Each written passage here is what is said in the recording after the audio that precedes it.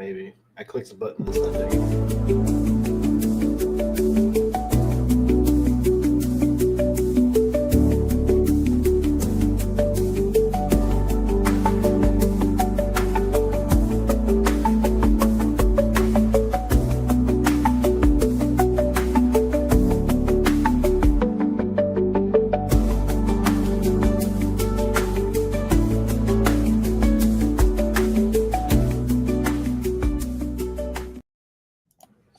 Welcome in, everybody, to Intelligent Aces podcast, episode number 92. Woo. I am your host, Main Ace Chase, the main ace of Intelligent Aces. I am a tired ace this week. It's been some long days. You look tired, man. I am, Like, dude. ready for a nap at any moment. I haven't slept good. I'm fucking working late. Tired. Like, if you need to dip out early, bro, feel free. Pretty sure me and Nightingale can bitch at each other for McLovin. Excuse me, I got your name wrong. What? I'll power through. Probably. He will persevere. So anyway, we're here. We got. I honestly, like, I've been in such a weird place this week. I don't really know a lot of shit that's going on. I've seen a few of these articles pop up here and there, but I haven't really paid a whole lot of attention.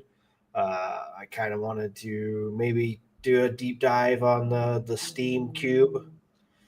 There's a couple of things. Mm-hmm. How you guys doing this week? You want to go first?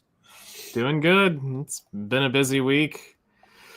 Let's just put it this: Buddy the Elf has come and gone at this point, and now it's time to pray my back doesn't die in the next week.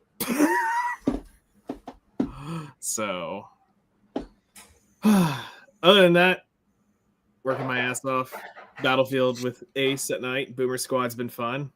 And I got to try the mini scout today, and it's fucking disgusting. Nice. I'm gonna say that. Just it's disgusting. And you still beeping me on Discord here? No. Yes. No. Yeah, that's pretty much been my week. What about you guys? Well, you just heard me. Yeah, Main's been sleepy. I got professionally stabbed yesterday. I am waiting on the hospital to call me back to get me set up for an MRI. And hopefully after that, they'll be able to get me into surgery sometime in December to get this cyst out of my wrist so it can stop cutting off circulation to my fingers. After that, I then have to keep an eye on my left wrist because I'm pretty sure it is also growing a cyst because it has gotten to the point that I cannot bend my wrist upwards, which means leaning on the wall for balance is no longer a thing I can really do as it does not take any pressure. Ooh. It's been great. So yeah, no, I've got a Band-Aid on my right wrist because, of course, right-handed, that's where the fucking ganglion cyst is. Sounds terrible. No, it's not, contagious. But, yeah, no, that woman went in basically, there. it's a little cyst. You gotta go in and take it off the bone, and then. Good to go. So there's two different types. There's the ones that actually have stuff in them, and then there's the hollow ones. I got one that's a mixture of both. Isn't that fun? So it's half hollow, half solid. Because why not? So yeah, no, I'm looking at this. There's 6 or 7 little stab wounds. She went to town on that thing. Oh yeah, no, she was into it. But I'm honestly very happy that she was into it because the last time that I went there to get this done a couple years ago, back in 2022, dude stabbed me twice, used a topical painkiller numbing agent, and then didn't wait long enough for the agent to activate. So I felt it all as he's stabbing me. That shit didn't activate until I was in the car 10 minutes later. Oof. She was like, "No, I got you. And I'm like, okay. She comes back with this fucking needle full of stuff, and she's like, "All right, flex your wrist for me, and this is gonna pinch for a second, but then you won't feel a thing." Okay. Nice. So, as someone who's scared of needles, don't look at needle, yeah? This bitch ends up going, "Hey, you want to see something cool?" So my dumbass goes, "What?" And I look over down at my wrist that she has in front of her. It is swollen up. It looks like there's a fucking golf ball on top of my wrist. And she sees my eyeballs go so wide. She's like, "Calm down. It's just the numbing fluid. You're okay. Breathe. And I'm like, why? Nice. But yeah, no, it was great. I didn't feel a fucking thing. She's like, still okay? Yeah, just stop telling me you want to see something cool. It's terrifying, madam. Oh, hey, do you want to see something cool? Exactly. But yeah, I'm very excited to hopefully get this removed so I can actually be more useful in packing stuff up for moving here in March and April, because with both of my wrists kind of fucked, that's making it hard to carry things that are heavy. Who'd have thought? Yeah, I mean, you need your hands. Who'd have thought? I need my hands for things and stuff, Yeah. both appropriate and Yeah, inappropriate. I think about that sometimes. Like, what would happen if I went blind? Like, everything I do is visual. Everything. I drive a truck for a living. My favorite hobbies are playing video games. Like, it's like, it would really fucking suck. well, yeah, I mean, like, or if you lose a limb or something, like, that's just like a weird, like, just thought I have every now and then. It's like, what the fuck, Yeah. I get you. Back before I got surgery on my leg, I always considered about cutting off my left leg just so I could stop feeling the pain in my ankle. I mean, that doesn't really achieve much. Yeah, I kind of feel that way about my big gut. Like, if I just had, I've achieved what I wanted. well, Except for phantom pains. I want fucking cyberpunk shit. Let's get some freaking God, some yeah. chrome. I Oh, want to gosh. be. And a wild Doja people. Yeah, he does. Baby. He knows that I am Oh, talking look to at somebody this that is smile. not him. Yeah, look at this little fudge shithead. he is the star of the show. Little Yeah. fudge shithead. Ajax. You smell the food that's in my plate over there? You can't have it. He says, "Ooh, what you having, Dad? Can I Yeah. have some?" You I'm gonna can't. get some when you're not looking. Nah, it's set up on the rail. He can't reach it. Smart. Mm-hmm. What? What now? What now? You just come to interrupt me and then Of what? course. He needs to get his coos and ahs from chat. Right? Yep. Look at that foot. Hi. My God, I want to hug his face. I bet he's stinky. Still give it a kiss. Hey, actually, don't smell too bad. How was that look for, huh? He's like, you just smelled me? How dare you? Like, ugh. Then slowly zooms back out. Yeah. Not a thought behind those eyes. All right, let's see what we got, though. What was that headliner you found for us? Oh yeah, let's jump into that. All right, let me get it pulled up here. Share the screen. Right The here. media asset. Oh yeah, I didn't hit it. I need my kazoo. There. I guess you could cut it off short. I didn't know you could do that. Alrighty. Monster Hunter Wild is teaming up with KFC and exclusive in-game items. I saw this as of course, fucking KFC and Mm. Okay. so we've got a fucking palico in a bucket of chicken, and it's a fucking weapon like trinket. But Beautiful. you could also get the Colonel Palico. Oh All right. my God, yes. And I think so. Spice up the set. Meanwhile, let's players redeem hunting item set in game. KFC barrel feline charm and the feline in a bucket of chicken. I got a bucket of chicken. KFC. So they're selling two special collaboration meals: the feast set and the spice up set, each of which comes with a different in-game item. So you go to KFC, you buy this set, they give you a code, and then you can get this thing in Monster Hunter Wilds. So you can actually, these charm things actually exist IRL too. So that's Okay. yeah. 'Cause I was saying Probably only in Japan. yeah, Capcom. So the fuzz and stuff on it, I was like, these look really real. So And then you're like, wait, I they mean- are real. I do want a Palico Colonel though. It's so You know? cute. I'm sure somebody is selling those on eBay. Oh yeah, Or I'm sure Etsy. they'll make their way over here. You gonna sit on my lap the whole podcast this time, Ajax? Yay, At least they tell you baby. fart. I'm out of here. Well, now you're blocking the camera. He says they Well, now don't you're need. blocking the camera. They only need to see me. Look at it, fucking dumbass dog. You dumbass. You little dumbass. Soon you'll just have his own little Doge cam, and wherever he's. I actually wanted to put him a bed and stuff up here and put a camera on him just to.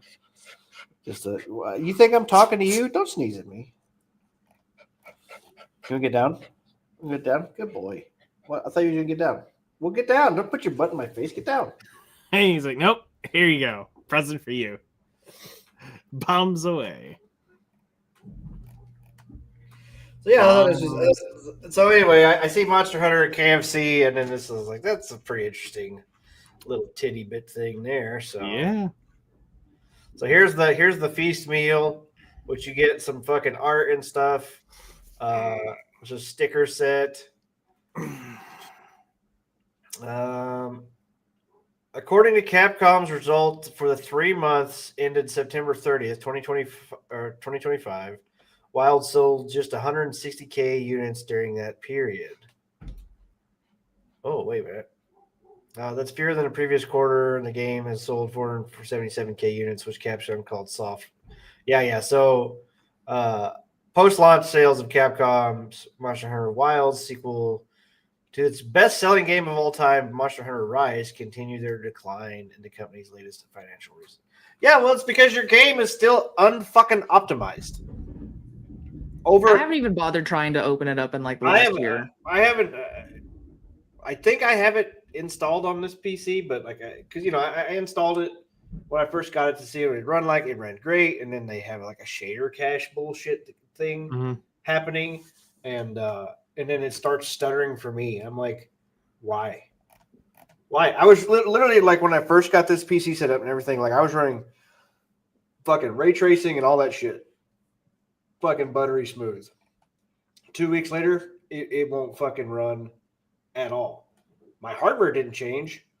What the fuck? You know what I mean? Like, it's not like my hardware. That is definitely a computer issue. For like how it's processing, like a driver issue of how it's processing the drivers of some sort, because it shouldn't be. Well, no. So it come out that like it doesn't delete its cache, its shader caches or whatever. Oh, it's too full. Interesting. That's the problem. It's on Capcom's end. Oh, the way the game is not optimized. So it's not like it's a driver. It's not like the driver is messing up the game, and it's on the game is not doing it. Wow. That's what I was saying. Like, so basically, why are we having so many games that don't know how to delete their own shader cache anymore? It's the transition to AI where it's still too stupid. It'll be smart enough for too much longer. It'll get it figured out. Because they're firing everybody but that knew how to code and put an AI in an AI. Or let's be honest, a lot of the people they hire are just basically fucking NPCs anyway. So, Assassin's Creed NPCs, all of them. Shiitake. Was there an Assassin's Creed? Did we ever get that as a little video clip? Because if not, I need to go and do that someday. You say that shit enough. Turn off ad block. Turn off my nuts. These nuts. These nuts. So we have to find this. So this is a Brutal Universe. Never fucking heard of this website at all. It's got a shit. Hang on. It's got a deal here. We may have to find another place where this article is out. But saying here, GTA 5 or 6 delay costs Rockstar $100 million.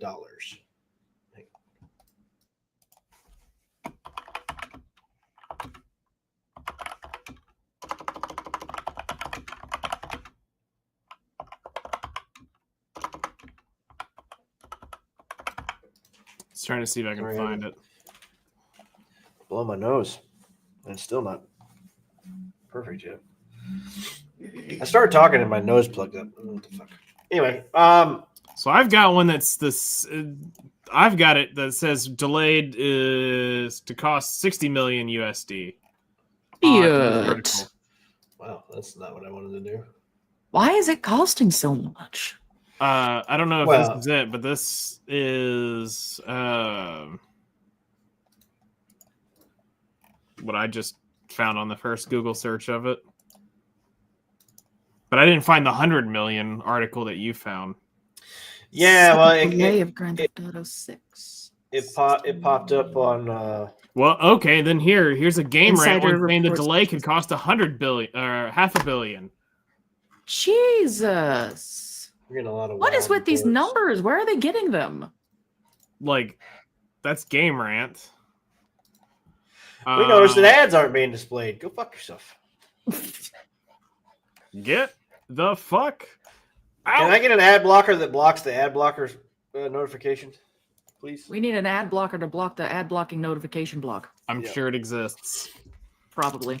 Actually, somebody said, I remember it was that guy who always did the "Did you know" video where he goes up and he shows you all the cool random shit. Yeah. At one point, Yeah. he shows you how to disable all those pop-ups by running it in something different, and it won't. Oh my pop God, we need to any- So find I, that. I actually need I've been hearing about it for the last couple of years. And I need to probably just switch over to Brave browser. I guess because I run on Chrome. Obviously, Chrome, it's back end. I use Opera. Well, I think Opera runs off of Brave. So I tried using Firefox, which Firefox was fine enough, but the problem with Firefox is like running StreamYards on Firefox. StreamYards is a Chrome-based program, so it does not run well on Firefox.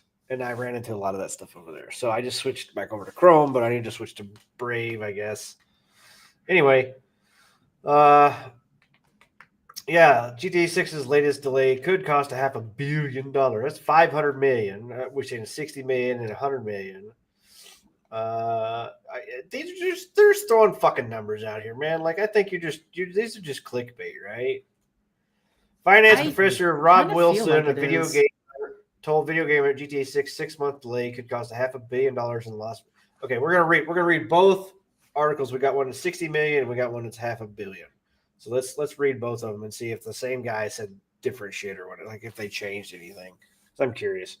Yeah, finance professor Rob Wilson told Video Gamer that GTA 6's 6 months delay could cost $500 million. Well, the moon could fall out of the sky too, I guess. Oh my god! Value and added development and marketing expenses, according to Wilson. The extra QA, marketing adjustments, and vendor complications alone could add another $350 million to the game's budget. Professor then explained from pushing a highly profitable release date back half a year with these other costs can easily be 500 million equivalent swing. Other experts think that the delay will be expensive too, with industry insiders Tom Henderson claiming the delay would cost 10 million each month development. So there's with the 60 million. So 10 million a month for each month it's delayed. In development expenses alone, considering how GTA 6 is rumored to have $1 billion budget already, any increase would take it to truly eye-watering levels. No shit.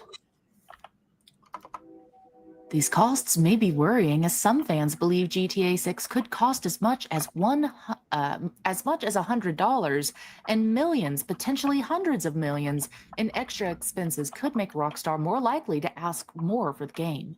Still, Well, see, here's the problem.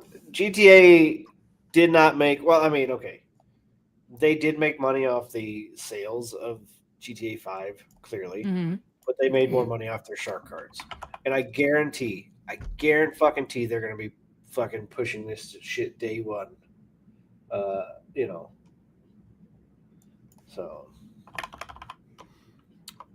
So, I think you need to put this in perspective for everybody.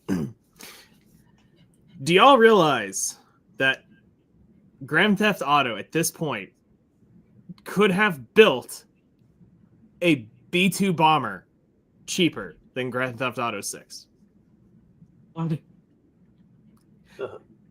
You could have built and made the entire Avengers Endgame and Infinity War saga cheaper than making Grand Theft Auto 6. There is so much Oh my shit out there God. that is you could have done. Now, cheaper than making this one video game. Like, this is getting to the point into it that's so expensive. it's I guarantee you it's like what Elon did at Twitter, where he kicked out so much of the bullshit that was just being paid for it.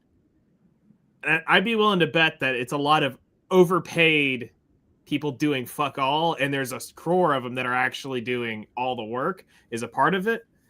But it's probably there's got to be some game-changing level engine they are building that is making this thing, because to me, it's starting to get really concerning at how much money's being put in this game. Well, I can say this. I can say the same thing for literally anything that's being made. It's got a $500 billion budget. What the fuck does that mean? And you just keep it's not a budget when you can just keep adding more shit onto the cost. No, Ajax, go lay down.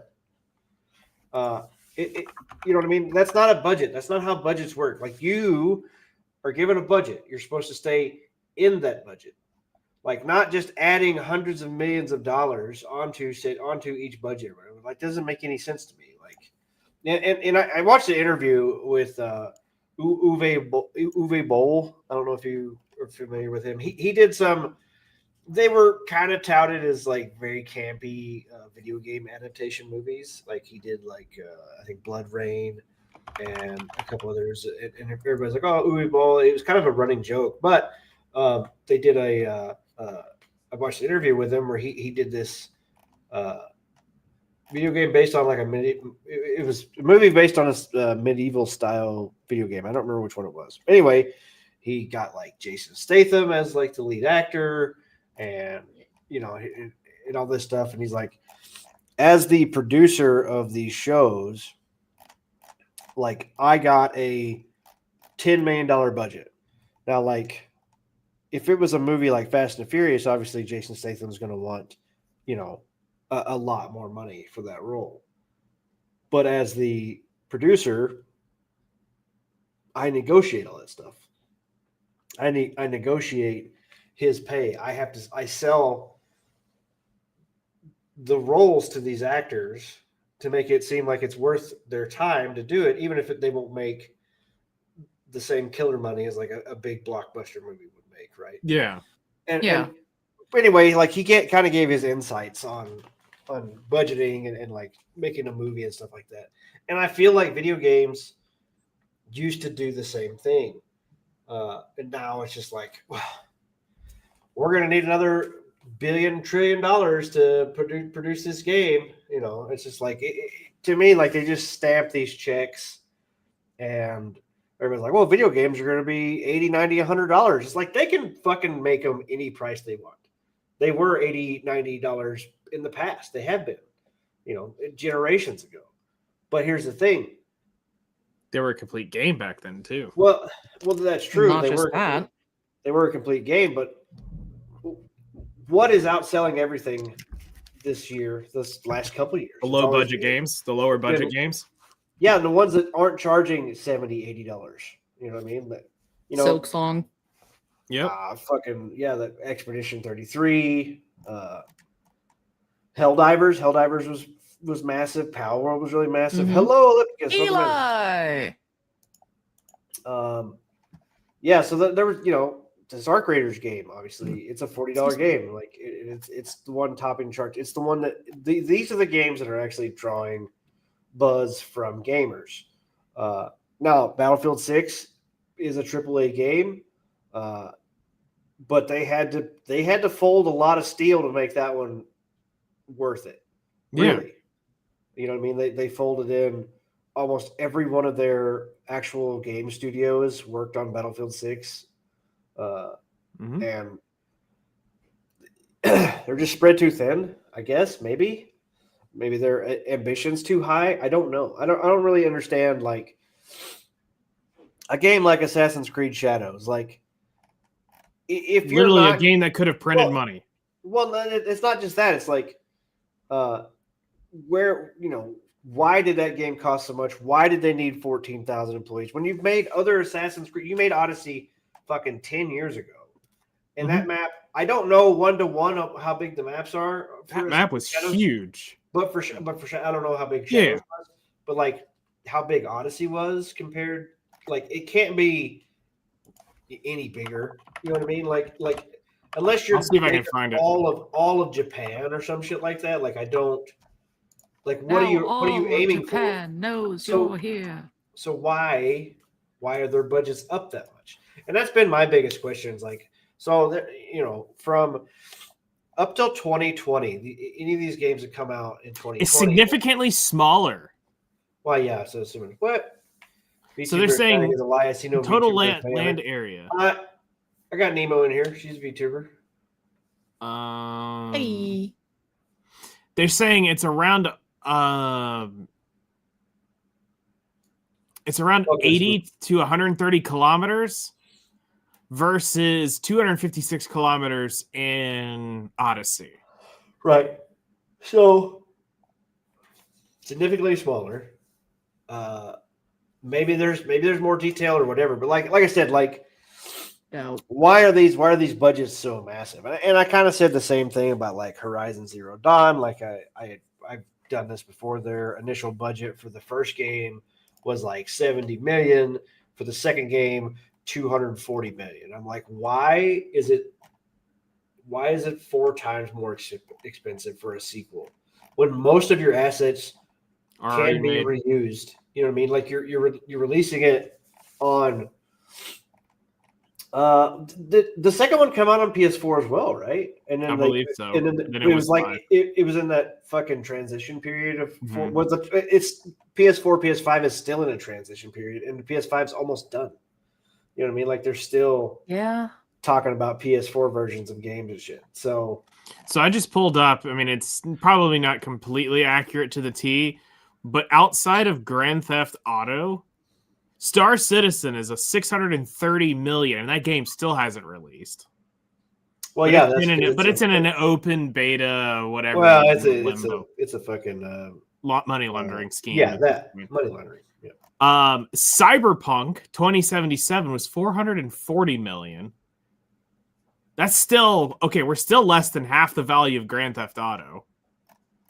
We have the Marvel's Spider-Man 2 at 315 million. We're still not at the value of Grand Theft Auto. Last of Us Part 2, 220 million. Hold on, I'm running. My head's starting to lose the math. I'm gonna have to do this the cheap way.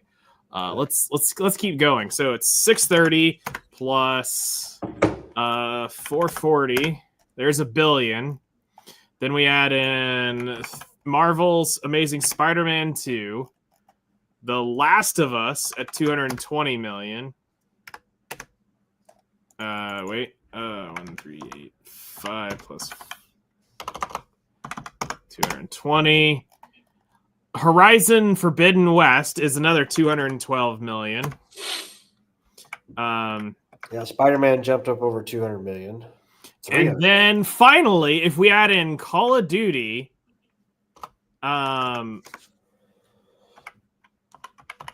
Modern Warfare 2, we get $2 billion. So it takes 1, 2, 3, 4, 5, 6 games to outdo this budget. And these are all like supposedly massive games. Jesus. Like, I have like, okay, so I believe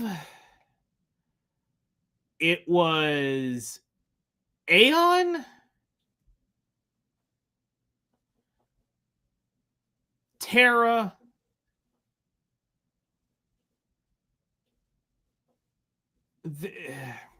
there was one MMO, I'm trying to think of the MMO, that got in and it was about 500 million to make in terms of like all the stuff that it was doing.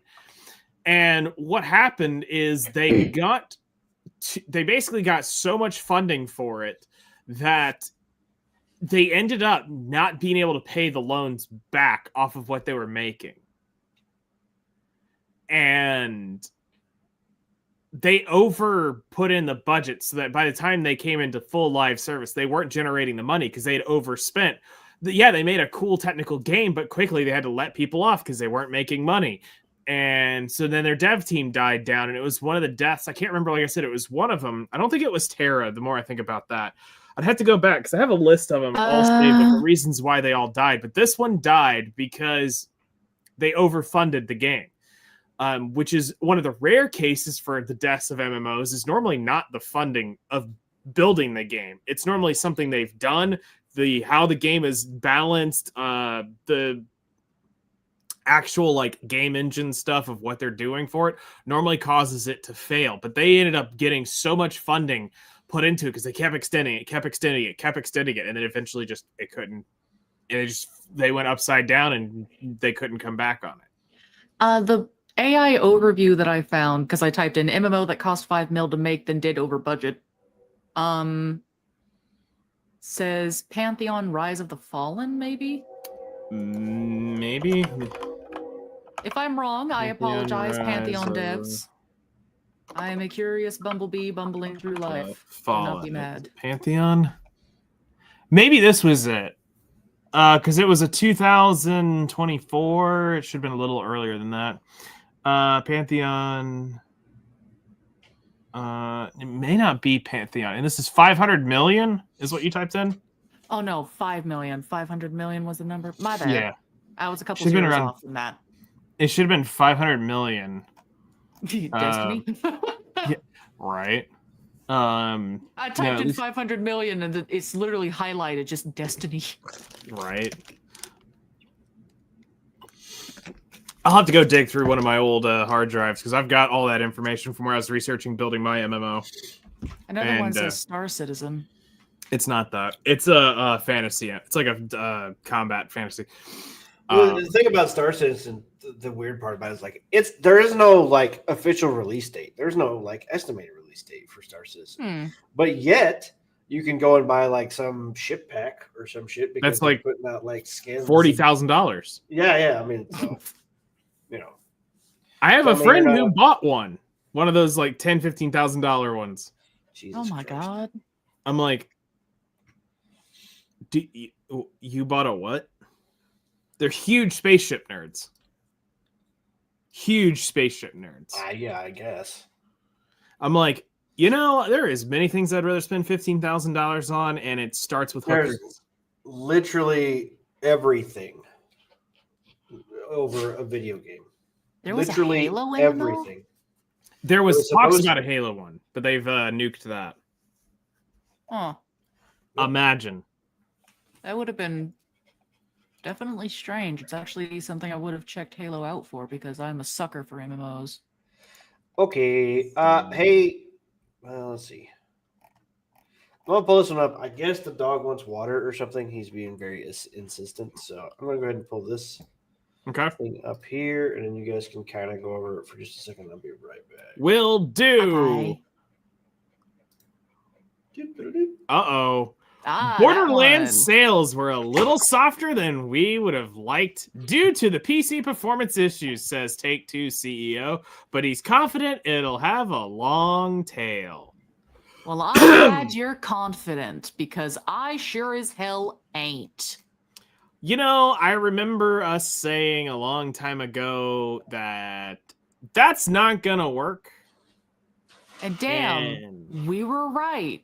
No, we weren't, because he says it's the PC performance issues. Has nothing to do with anything that was going on with Oh. that game. Heaven No. Wow. All right. Let me see if I can pull up the full article so we can read on. No, with it's it. okay. I got it. Okay. Just taking me a second because I'm slow and I don't have my glasses on. Get your goggles on, fool. No, I wore them all day. No more. Borderlands 4, by most accounts, seems to have landed well. Where? A solid critical reception, including by yours truly in my Borderlands 4 review. And hefty player counts seem to indicate Gearbox has once more put out another old reliable, somewhat reliable. More on that in a moment. Its sales, which were reported to be very solid in the US, haven't quite panned out to the rest of the world. At least if Take-Two CEO Strauss Zelnick is to be believed in an interview with the game business. It's not all doom and gloom, though. The critical acclaim for Borderlands 4 was superb, and we're really happy with the release. Especially, as you know, equally as you know, there were some challenges with the Steam release. Gearbox has been addressing those challenges and will continue to do so. So in terms of units sold out of the gate, the numbers were a little softer than we would have liked. In the fullness of time, we think it's going to do great. That's only so surprising to hear. Despite the fact that Borderlands 4 glued me to it for dozens of hours, I found myself wrestling with constant performance hitches and some truly atrocious UI design, which, as Zelnick notes, Gearbox has been hard at work fixing. Doubt. I already noticed improvements during my review period, which was admittedly still post-launch due to Gearbox not sending us keys before launch. Still, those problems... Exactly. Still, those problems caused it to hit a mostly negative score on Steam because Steam basically right out of the gate. And because of how Steam reviews tend to work, that's a difficult thing to recover from. Not really. All you have to do is make a good game. At the time of writing, Borderlands 4 is still mixed on Steam, and its recent English-speaking reviews are, would you look at that? Cleanly split between 50% positive and negative right down the middle.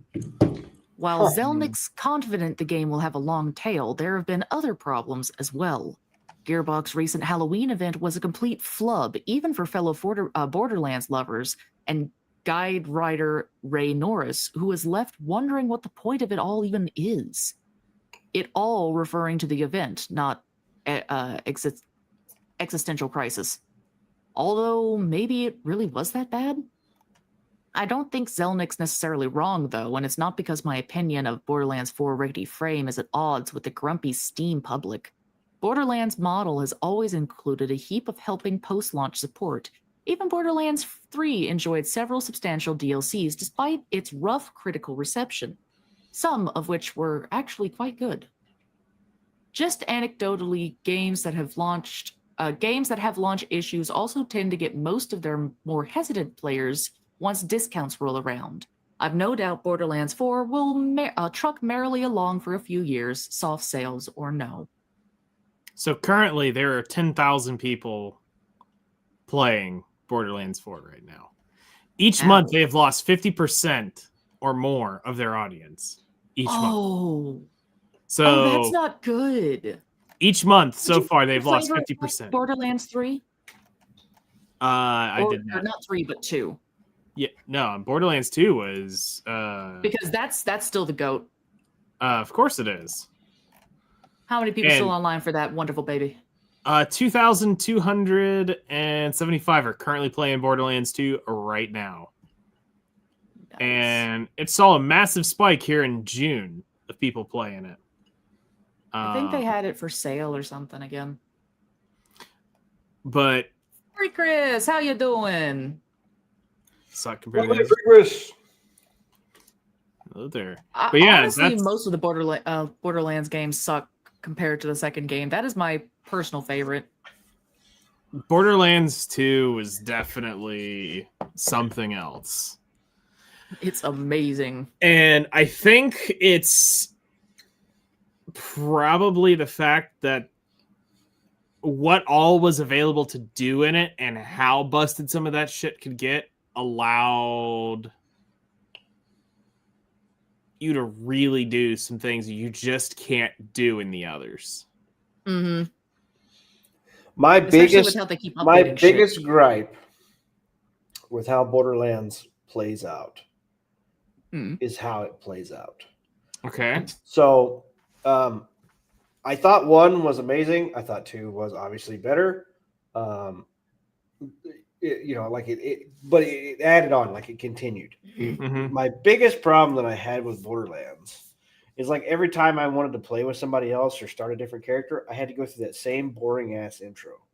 I really and I don't know how to really fix that as far as unless you're open world from the beginning, but this game is a giant sandbox game on rails. You know what I mean? Mm-hmm. So, that's just run that by me again. Okay, so Borderlands in general, I guess. your issue is having to start over with somebody. Well, okay, so let's say we wanted to play Borderlands 2. I haven't played in Okay. a long time. I've never even played on this PC. I Okay. probably got a cloud save on Steam, but Okay. you've never played, so I'm going to start level 1. And it's been a long time, but I'm still going to remember getting off that stupid ass snowy train, fighting the bully mongs, going through that fucking slog to get in. Like, you get really shitty guns. You can throw like once you get to level 20, then the game's like, oh, this is a lot more fast paced. You get some cooler guns. You get like your abilities and stuff are more unlocked. But that 1 to 20, doing it in the first time, totally, that's part of the game. The 5th or 6th time, it's like, fuck me, man. I do wish there was a way we could skip past that instead of having to go through it every time. There is? Yeah. All right. Yeah, there was. Two. I mean, I did it all the time because I used secondary accounts to farm the Immortals. So what you would do I is never magic. You just had to join another player's. So you would join the master accounts world, and they could just power level you instantaneously. Right. So I would power. So what I would do on the Xbox 360 is I had 2 accounts that I would run and switch between, as well as my main account. So I would log it in on the co-op thing, and I would run the 2 different accounts, and I would farm off of those. So I technically was using 3 accounts at once to farm all the what was it, Terramorphous, whatever the other immortals were. I forgot all their names now. But it was like the worm thing. Whatever it was, whatever boss you were trying to farm up, I would bring one of the co-ops in, and I had every character maxed out on every account, and only one ever went through the story, and that was my main one. But you could totally power level it, and if you were on if you were doing like the Immortals, you could power level very quickly. So maybe it was just how y'all played. You always tried to play equal power versus where you just get that one guy to come in and just straight rip through everything. Yeah. Because like I said, from what I remember, it was a pretty quick level up. Like, I mean, it was still a couple hours to go to max. Yeah. I mean, maybe, but I mean, I was farming pink drops. Like, I have a really I have a really The weird, baby's back. Yeah, I'm holding a treat in my hand. I have this like weird memory thing. I don't replay games very often. Mm-hmm. Like I always like make plans. Like, oh, I'm gonna replay this game and like do this different ending or play this different, like whatever. And then now I'm spoiled for choice for sure. Okay. This day and age, like, why would I play over and over again? Why would I just, I could just start a different game, just get a new experience. Like, I don't need to try and milk a game out for, back, when you were a kid or younger or had less money. Obviously you play as much as you could on whatever you had. I think I played Resident Evil 4 on the PS2. I don't know how many times I beat it on that, but I unlocked every single, secret thing you can unlock in that game. Yeah. And I was able to do it. Then I got Resident Evil 4 Remake. I think I went through it twice, and it's not super long. So either way, it's like even the replayability on that game. And I started using mods. Like, I was getting crazy shit on there. Yeah. It was still, I don't even think I finished the second playthrough. Maybe I did finish the second one and like was going to do a third and just never really got past the starting area for the third one. Okay. And just never went back. Like, I even got the mercenary mode. It's like, I'm going to go play the mercenary thing and I don't think I ever even launched it. So, it's, I'm just, like I said, I'm in a weird place with games these days. I want, it's like, okay, I really want to play. I want to give the Clair Obscure a shot. But I guess in my brain, I'm like, well, I've got all these things to do. I probably want to play with friends, so I'm not going to be able to dedicate.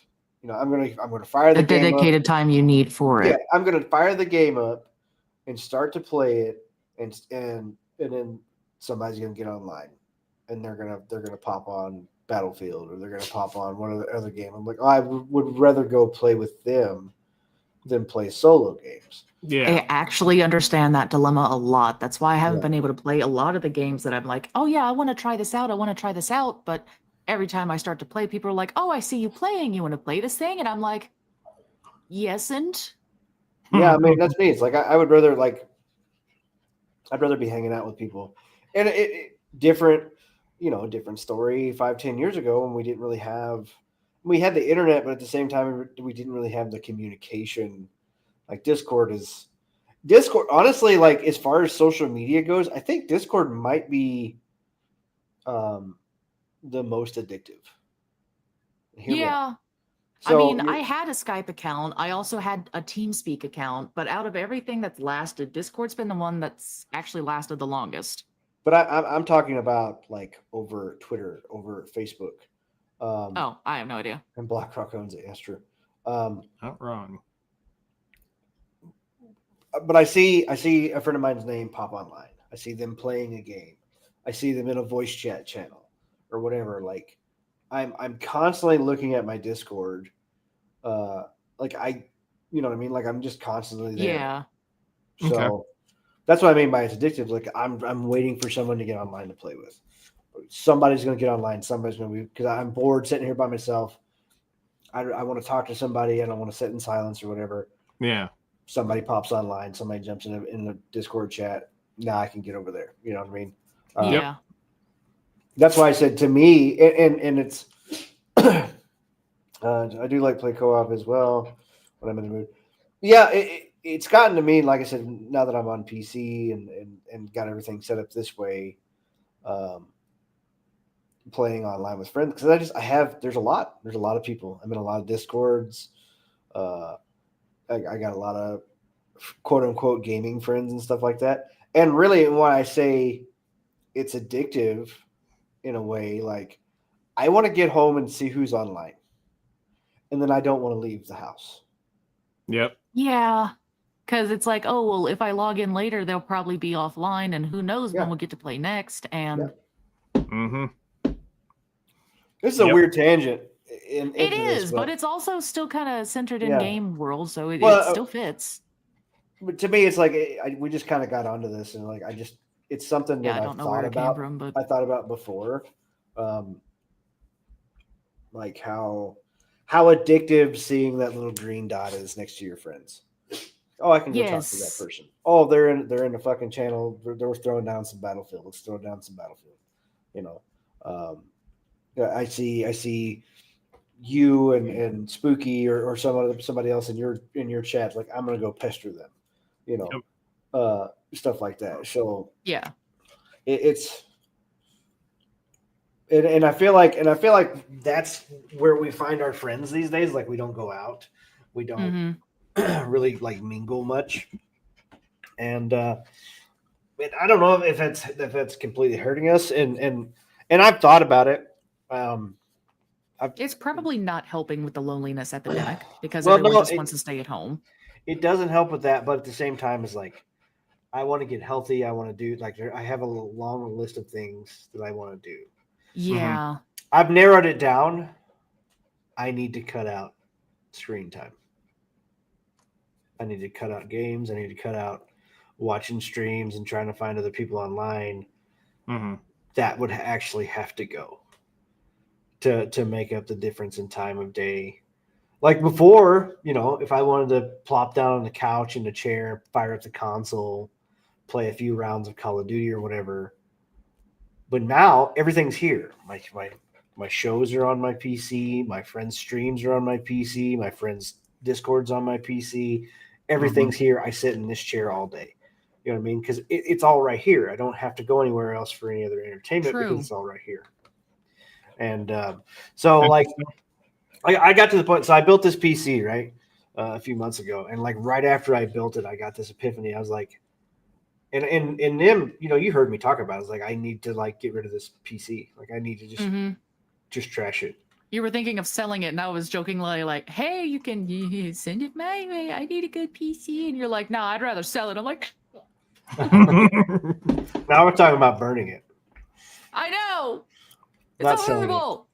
Just fucking. I'm gonna try and convince you to sell it instead. God damn it, sell it!"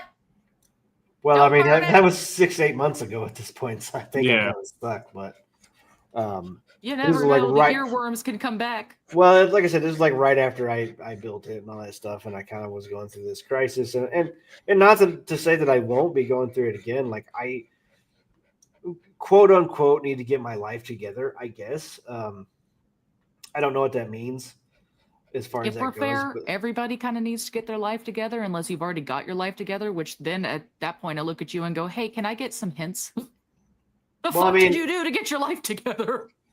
I bought a house. I own a house. I have a good job.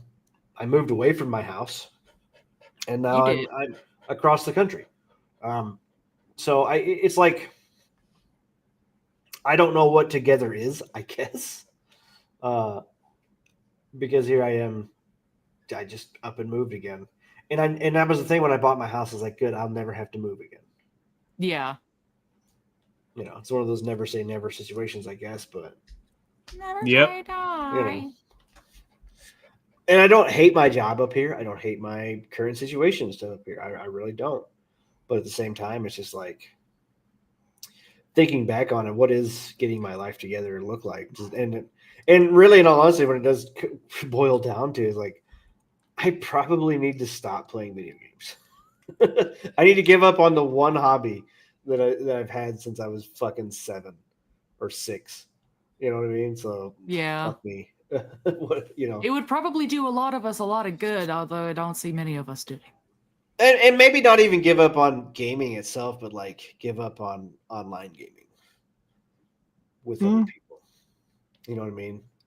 Mm-hmm. Like, I think it's a balance of it. Balance. well, balance is. Yeah, you're right. Balance is key. It's the same with like a diet. Like, I mean, You eat if too you can only much, play you get between fat, X hour and X hour, and that's the only time you can do it, you either do it or you don't.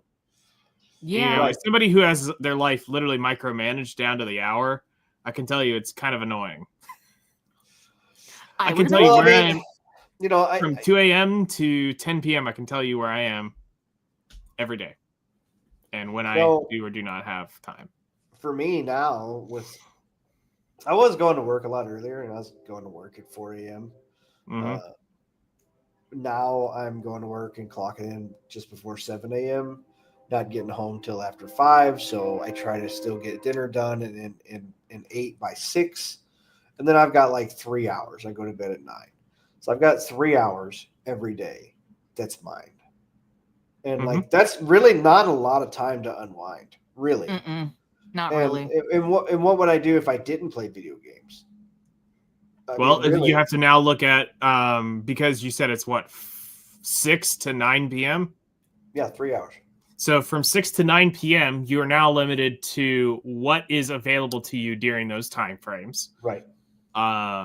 Then Not a lot of stores going to be open at that point. well, they'll be open. Because most stores normally shut around 9, but it's not like you're going to go at 9 p.m. going to go out on a mission unless it's to like a 24-hour Walmart. Right. I'm fixing to go to bed at by 9. Yeah. Ready to go to bed. But as far as like you have to look at either you open up more time in the early morning for you, like so for me it's like if I'm going to do something prior to job 1, I need to do it earlier, or if I'm going to do it after, it needs to be you're going to have to stay up later. Right. So yeah, and that's like I said, that's where I'm at now. Well, but as far as like hard cutting it out, you'll end up being you'll feel like for a little bit, you'll feel like you're doing something, but then you're going to feel like you're never going to feel right because you're always going to be like, damn, I kind of want to go do that. Did I find your spot? Oh, you're kicking me? It's a balance of time. Mhm. Yeah, but like I said, I get that, and you know, potentially, well, what would I do? I could go to the gym for an hour. Cool. And that can go now on two sides of your day. You can now add that into an hour Right. earlier in your day. So now it's the discipline of getting up an hour earlier to do that. Or it's I take one of those 3 hours left of my day after work and do it.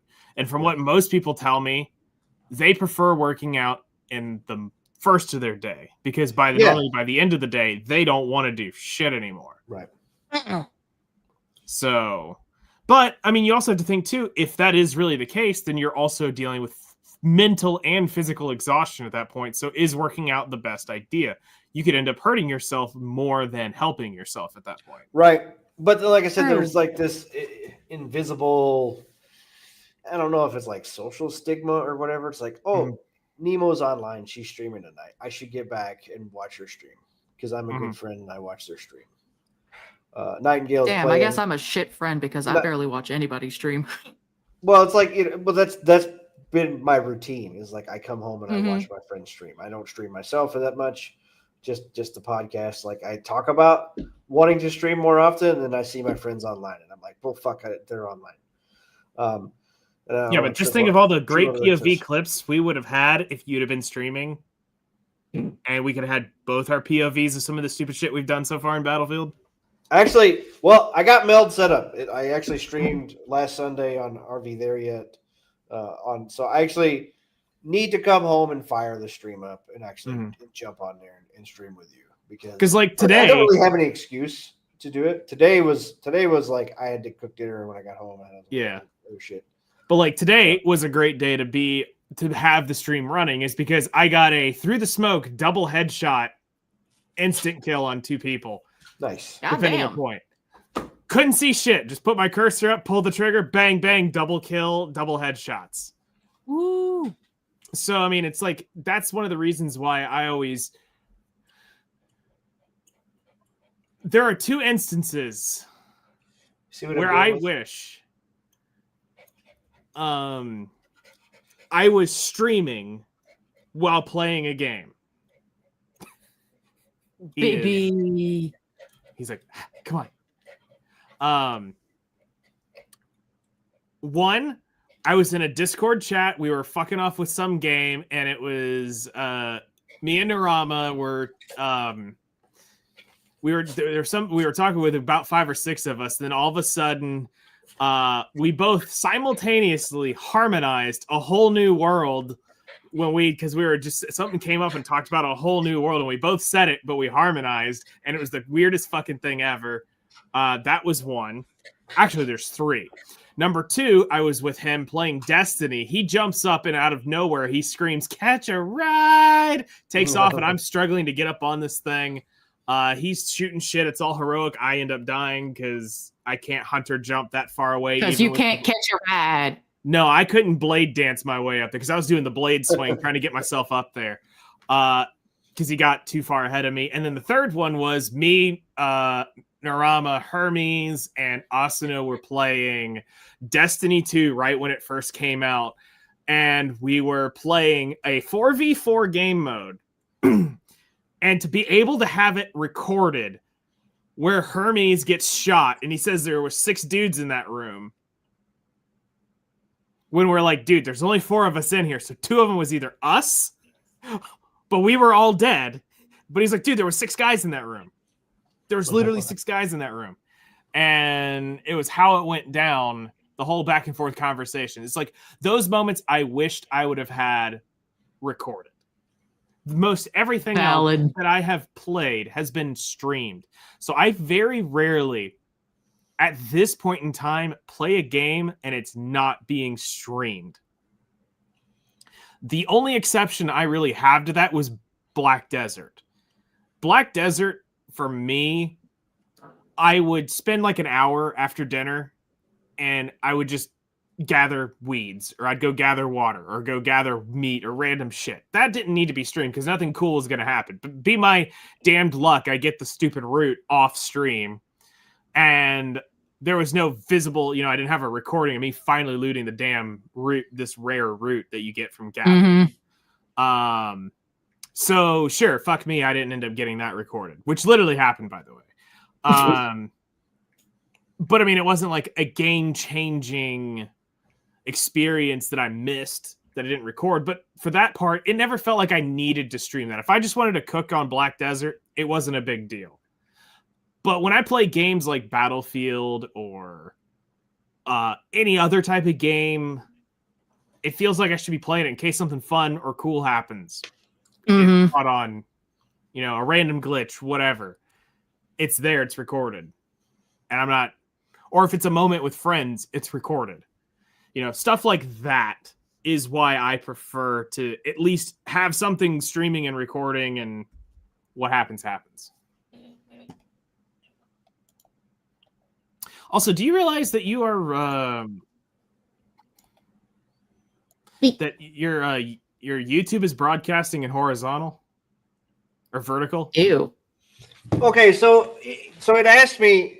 Okay, wait a minute. Hang on. I just happened to look over, and YouTube's now in vertical mode, which should be for TikTok. Ew. Well, or shorts.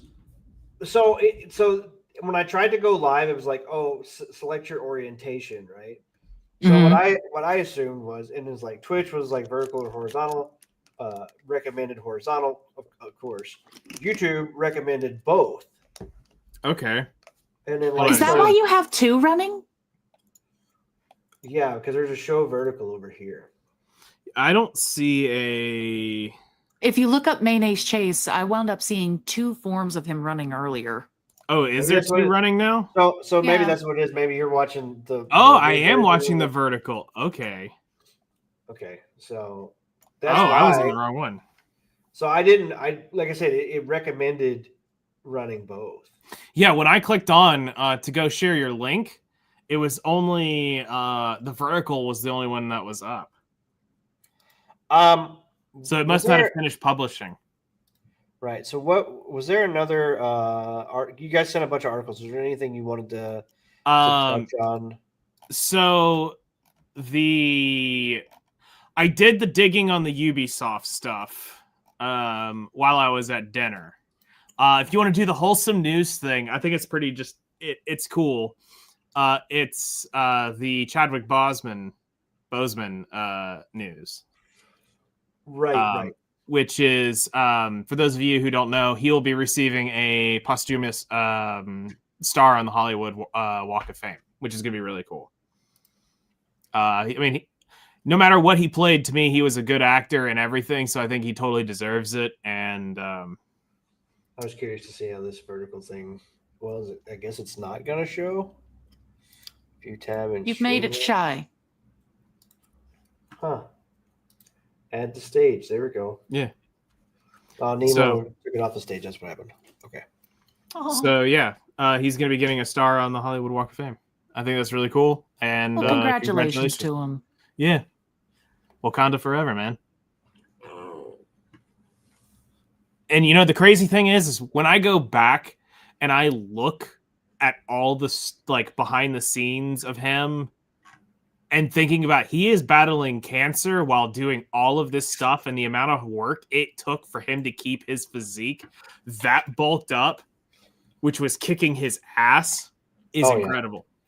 Yeah. For him to do those Marvel movies. I mean, it's not stunt doubles and body fill-ins without the mask. I mean, there's a lot of it with him. And I mean, he still stayed very jacked right there until the last 6 months. And he shed that weight instantly. And he was gone. Because the first image that I saw, Eli does all of his own stunts. You do all your own stunts? Nice. Yeah. I do too. By that he means falling off his staircase. Falling down. I do all my own stunts when I trip over my own feet. The other little bit of just news that I found is, as of today, I believe, is the penny is no longer in circulation or no longer being made. No. Yeah, I did actually hear that today too. Why Look at have they Look killed at- the what are you- penny? What are you doing? Do you want up here? Are you trying to Yes, climb up? yes. All right. Fuck. You There was a fucking video mean, I had bro. seen Mean? once and I never found it. But it looked like it was supposed to be them minting the last penny. Yeah. So- So yeah, I'd seen this earlier. Yeah. So no longer will the penny be produced. It's not out of circulation. Yeah, they're going to circulate it, but they will no longer be making new ones because Right. at this point it's costing them more Gotcha. in copper. Well, what I think will end up happening is they're going to end up probably making a new penny and they're just going to cut down the material of the copper to make it cheaper if Why they did decide. do that in the beginning? Just make aluminum pennies or whatever. Because that would Well, make do you sense. remember the pennies used to be nickel, Right. but during it was during World War II. They needed the nickel for That's also why they made the quarters ammunition. out of silver at certain points too. Yes, quarters were made out of that.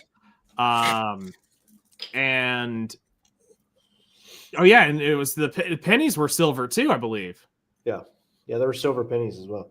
Yeah, silver. They minted with silver because they needed the copper for bullets and nickel for The casings and all the sorts of, casings or parts of the weapons or something were Yep. made of nickel. Mhm. So then we started getting some really weird coins for a while. So I mean, it's really interesting to see the history of our coins, and also just a random fun fact. Do you know why the ribbing is on your coins? Mm-mm. It's for soda machines, right? No. It is to prevent shaving off the metal. Oh yeah. Really? No, that's right. You're So right. the ribbing on them is so that you can't shave off the metals and make it less valuable. So the ribbing is a safety Oh. precaution. Yeah. Okay. But obviously, when it's a coin's not worth it, it has smooth ribbing on it. But the valuable coins all have ribbing on them, so that you Gotcha. can't Well, that's strip away like- the material. A nickel isn't actually made of nickel anymore. No, Yeah. it's There's like a copper core. Same with quarters have a copper core. mhm. So But yeah, that was another little coin fun fact. Those were really the two like wholesome kind of saddish things going on that I found. yeah, Okay. a quarter still made of quarter. You talking about the quartering?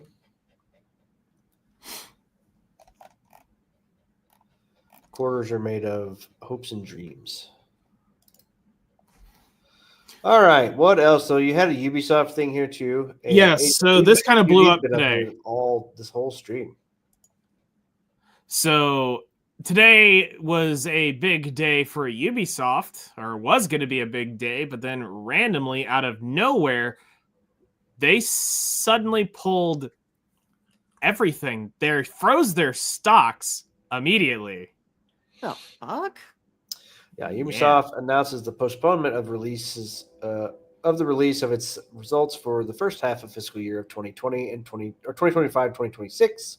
Ubisoft has requested Euronext to halt trading of its shares and bonds from the market opening on November 14th, 2025 until publication of its first half 25-26 results in the coming days. Ubisoft will inform the market of the date on which the trading will restart. Suspicious as fuck.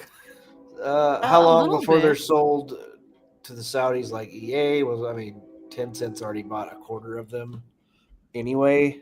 All right. See, somebody asked Grok why. What does Grok say? Trading halts are standard regulatory tool for stock exchanges like Euronext and Ubisoft to pause activity when material news like earnings is about to drop. The goal is fair play. It prevents trading on incomplete info and curbing insider advantages or panic sales. So that pretty much says that they were afraid people were going to panic sell. So I wonder why they're Because- going to panic sell. because the results that are going to come out are going to be real Probably bad. going to be ugly. Yeah. But what have they done to make them good? Like really, Nothing. like the last game that they dropped was Assassin's Creed Shadows, which Mm. may or may not have sold well, but at the same time, they had 5 flops the year before. True. So it really, like, unless Assassin's Creed Shadows sold 40 million copies, they weren't going to dig themselves out of that hole. Skull and Bones cost $300 or $400 million. Nobody played it. The X Defiant game that they spent $100 million on or whatever was supposed to be the free to play Call of Duty killer that got killed by Call of Duty, as Fleek says. What was the other game that dropped? Oh yeah, Star Wars Outlaws was another big budget. Oh game yeah, the Empty Desert. that was, but it was it was hollow and had bugs and it was not received as well. So let's see here. I've got a list so- of them. So so in 2020, we'll say 2025, they've got the Prince of 2020. Persia. In 2025, they've got the Prince of Persia coming out in December. For Switch, let's see here. They have Anno 117 coming out for Windows. Just Dance. Star Wars Outlaw. As much as I love Star Wars, that game sucked. Eli. Assassin's Creed Shadows in March 20. Battlecore Arena. Bump Super Brawl, which was a mobile game. Just Dance 2025 in October. So yeah, I mean, they really haven't put out a whole lot. And then you go back to get to Skull and Bones. So X Defiant was May 24. Yeah, it was the summer of 24. Right. Skull and Bones was February 24. Yep. Skull and Bones, X Defiant. 23. Yeah, Skull and Bones, X Defiant, Star Wars Outlaws. And there was another game too. Which they got the Crew Motorfest was in September of 23. Well, see, they pushed. So Assassin's Creed was supposed to be fall of 24, but they pushed it to spring of 25 or February of 25. Yeah. So March.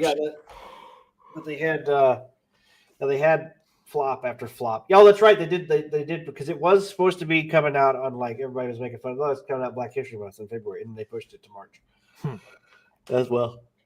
So, but Ubisoft Quebec has been getting fucked every time they release something. I think the France, France is also, like, they've been doing a bunch of like strikes and stuff over there, I think. I mean, when are they not doing strikes over in France? Honest question. Well, I mean, what do you want? You are being very, very needy, Ajax. Why? This is because you're busy. It is my time to shine. Why? What the fuck? Supposedly they released a Monopoly game? Like a video game Mobile in Monopoly? 2025? No, like just says Monopoly in 2025, but I can't find it. Huh. It killed so many friendships, they had to take it down. Bruh, I ended friendships over that game. And I would beat your ass without Boardwalk and Park Place.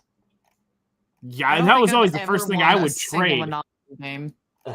That's the first thing I would trade off.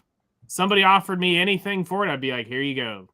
And like, you're gonna be like, "Ha, I'm gonna win." I'm like, okay. Do you know the odds of me hitting that? It ain't much. So as I own like 3/4 of the board, they're sitting there with Boardwalk and Park Place. Sure, it sucks when I hit it, but let me tell you what. Right. Oh, it sucks every time they hit one of mine and I get that small little chip in their wallet. Yeah, I don't see it. Interesting. Monopoly. What if I just go to Steam? Is it on Steam? Because, like, I've been wanting to play in Monopoly and ruin some people's lives. Oh, I mean, why?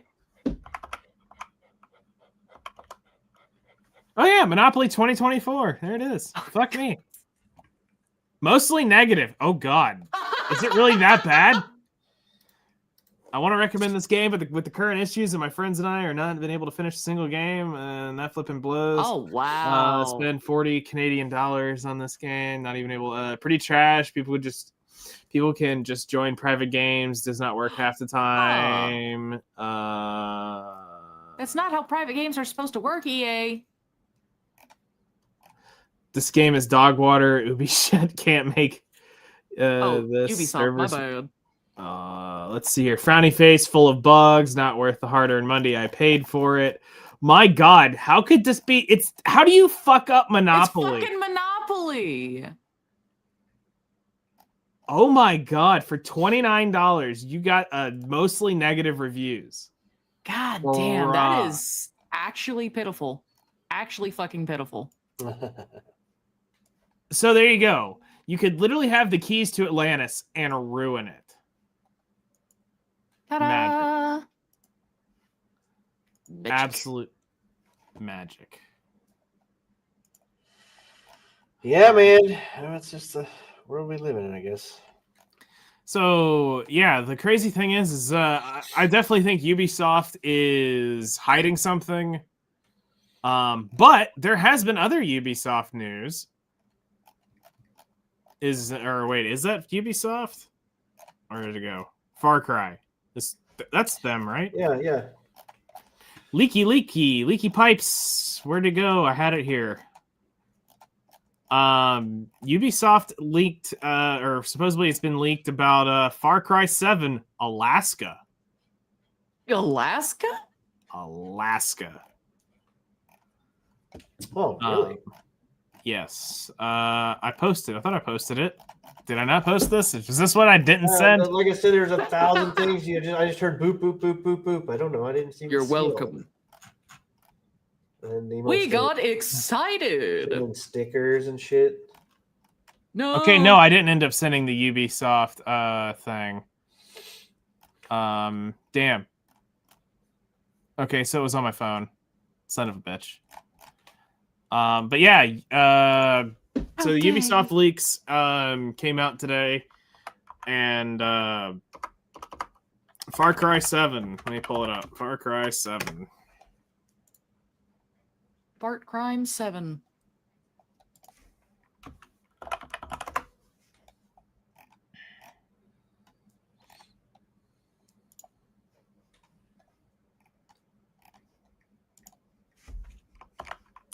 Here y'all go.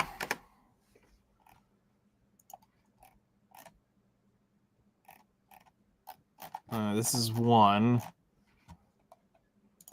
And then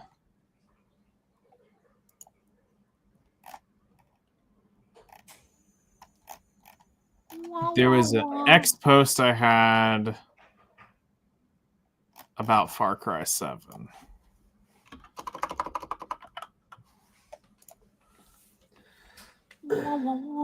Pull this up here. We'll share this tab. Far Cry 7 images and details reportedly leak. Reveals mission names and lush paradise park setting. Images reported that the long-rumored Far Cry 7 have surfaced online from X user Rogue ITX, known as a known data miner for X Defiant, has resulted in a number of key details emerging from Ubisoft's upcoming sequel. While nothing is official yet, we can't confirm. That's a backup, and it actually shows the leak if you need it. Okay. If they are indeed from Far Cry, the leaker claims that the new game will take place in Alaska, specifically in an area known as Paradise Park, which is a ripe, lush vegetation and temples. A number of mission names have also surfaced, including Airspace, NASA HQ, Verizon Center, and JFK Center. What do you want? Go lay down. Go to bed. Go. Go to bed. Go to bed. Denied.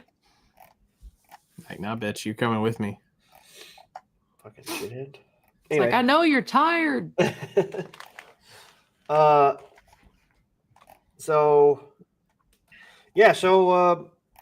basically Far Cry 7. I'm a big Far Cry fan. I don't know if I would play a new Far Cry because I'm just not a Ubisoft fan anymore. Yeah. That's valid. They've really soured their whole. Like, I was a big Ubisoft fan. Like, I loved a lot of their games, but like, I just don't think I want to deal with it anymore. Yeah. I have never played a Far Cry game in my life. So Far Cry, first person shooter, Yep. completely open world, go wherever you want. So basically, Far Cry, Skyrim-ish type, Elder Scrolls-ish type thing, where it's like First-person quest, shooter, Kinda. Fallout You could kind of. You could break it about as well as those as well. It was honestly kind of fun, like Yeah. connecting people together and shit. So they started doing well. Ubisoft started doing this. You know, they did it with the Assassin's Creed games. They started doing this fucking stupid, like RPG elements to everything. So another great game that they did was Ghost Recon Wildlands. Mhm. Wildlands was like an open world sandbox. Like you could go and pick off. Like you played a Spec Ops group. Yeah, that's the one I have. I have the Benji. Wildlands. Yeah. So you play and you're going in to try to dismantle like a fucking cartel organization. And you could fucking go wherever you want. Now, some of the higher level stuff up there, they've got like more military and shit. So if you're not, kind of ready for them, they're gonna kick your ass. Yeah. But you can fight them. Like, so by leveling up, what you gain is like you gain better gadgets and stuff. Like you gain more support from people. Like you can call in vehicles because you've gained local support or whatever. So that's kind of the RPG element of it, is like actually gaining local support by doing missions for them or clearing out the cartels in these areas or whatever, allowing like freedom fighters or whatever to be in those areas to help you out.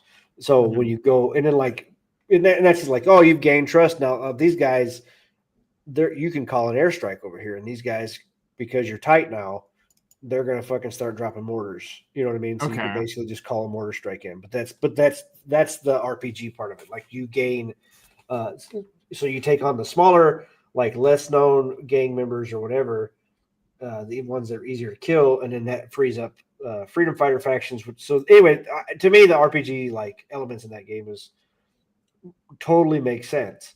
Then you jump to Ghost Recon Breakpoint, the second one. So you can play like you played the first game, where you can just pick up weapons, you can throw whatever attachments and stuff to it, or you switch and play the other mode, which has a gear score system. So you get these items that have this gear score, and then it's a total gear score. Okay. And then when you go into different areas, you got to have the gear score if for you're it. not over that gear score, then you're going to get your ass kicked. You're not going to do enough damage or whatever. And then you actually play to end game, and it's got like a raid style island. It has a bunch of cool raid style bosses. Like there's a tank. You go in with your 4-man. You need 4 people to play this one. It's a raid. You go in with your 4 men. There's a fucking AI tank. It's got 2 lasers that'll seek on to 2 people, and it's got 1 laser it'll lock onto the first person that comes closest to us. And there's a bar that counts down. And if that bar gets to the end, it fucking barrages you with missiles and it kills you. Now, if someone runs in front of your laser, they get targeted. Okay. Right? And then the bar starts over. But if you run back in front of the laser, your bar continues. So you have to have a 3-man rotation, because after the 3rd man, it forgets. So when you come back around, your bar is reset if you're the 3rd person in line. Okay. So you have to have this like 3-man rotation. And you've got squads and shit coming in on. So you got to have 1 guy or three people basically fucking killing squads. And then like I ran it. It's like, I'm going to do call outs. I will keep track of the laser, and I will tell who to switch with who. And, so I would run in, I'd grab the laser first. I'd call out, say, so-and-so grab the laser. And then I'd say, so-and-so, you grab the laser, and then I'll grab it again. And you've got another person that's like shooting the tank to do damage. Like you got one person that's like mainly dealing damage on the tank. The other everybody else can deal damage on it, but you got one guy that's just like a dedicated DPS guy. So like I said, it's like an actual raid style boss. There's like 4 or 5 of them. They were very puzzly raid style bosses. Really cool. But but it locked down to like, oh, you get your 700 gear score gold weapons or whatever from these bosses. It's like a raid drop in Destiny, Okay. And that's how you maxed out your. But like I said, that's what they turned it into, like this weird gear score looter shooter kind of thing. Interesting. Yeah, and it wasn't bad, but at the same time, like it definitely took away from the realism that Wildlands had to me. Mm-hmm. It gave it this more video game feeling. The other one felt kind of more gritty or whatever. Felt more like, but you could go into the options. You could go no HUD. You could go everything, full on Spec Ops teams where you're calling out shit or whatever. Like you can turn all that stuff off. It gave you a lot of options. Mm-hmm. Anyway, really cool game, but it was just like they started doing different things with it, and then they did the same. My long-winded fucking speech back around a Far Cry is so Far Cry 4 comes out. Far Cry 4, first game I played, loved it. They drop you in a map. You can literally beat the game by not getting up. You walk through this whole story like this cinematic deal. It's all first person. You meet this guy. He's like the warlord of the area, but you don't really know it because you're a foreigner. Mm-hmm. And anyway, he walks you in. You hear gunshots in the background. He says, "Don't move." And you just sit there for a while, and it'll you actually sit there give you for an like ending. 15 minutes. He comes back in. He goes, "Okay, now where were we?" And then they go to the ending, and then that's it. You beat the game. Or you can choose to get up and like play through the actual game. So it's like a really cool. Okay. Well, it's Poopy Soft, which we showed the other day. The Ubisoft logo is just a turd. It literally is. I can no longer unsee that. But yeah, and then so Far Cry 3, I think, had this kind of the same. That one was the one that was really like ranted and raved about. I started with 4, really liked it. 5, with 5 you got this. It wasn't gears. Was it have like a gear score system in that one too? I can't remember. I don't think you did. I think 5 was still okay. You could unlock different, like you had to beat different areas to unlock certain guns or whatever. Mm-hmm. Which are like, hey, Wandering Helmsman, welcome in. So anyway, like I said, and then like there was a mid game in between 5, which was called Far Cry New Dawn or whatever. That's when they introduced this like weird like blue green score system, and then in 6 they all had this like the weapons all had a level cap to them or something. Okay. Like a 4, like a 1, 2, 3, and 4 star weapon. Yeah, because I was just looking through some of the trailers of Far Cry 4 just to kind of get an idea. Either way, like, but the cool part about it was like it opens up a big ass open world map. Mm-hmm. You can see smoke in the distance. That's like a fortress. If you go take out the fortress, now that's a new spawn point for you. You can go. There's like a weapon vendor there. So in a way, it's basically like playing. You kind of feel like you're playing an Assassin's Creed game, but not Assassin's Creed. But you're not playing. And that's it. Like you can.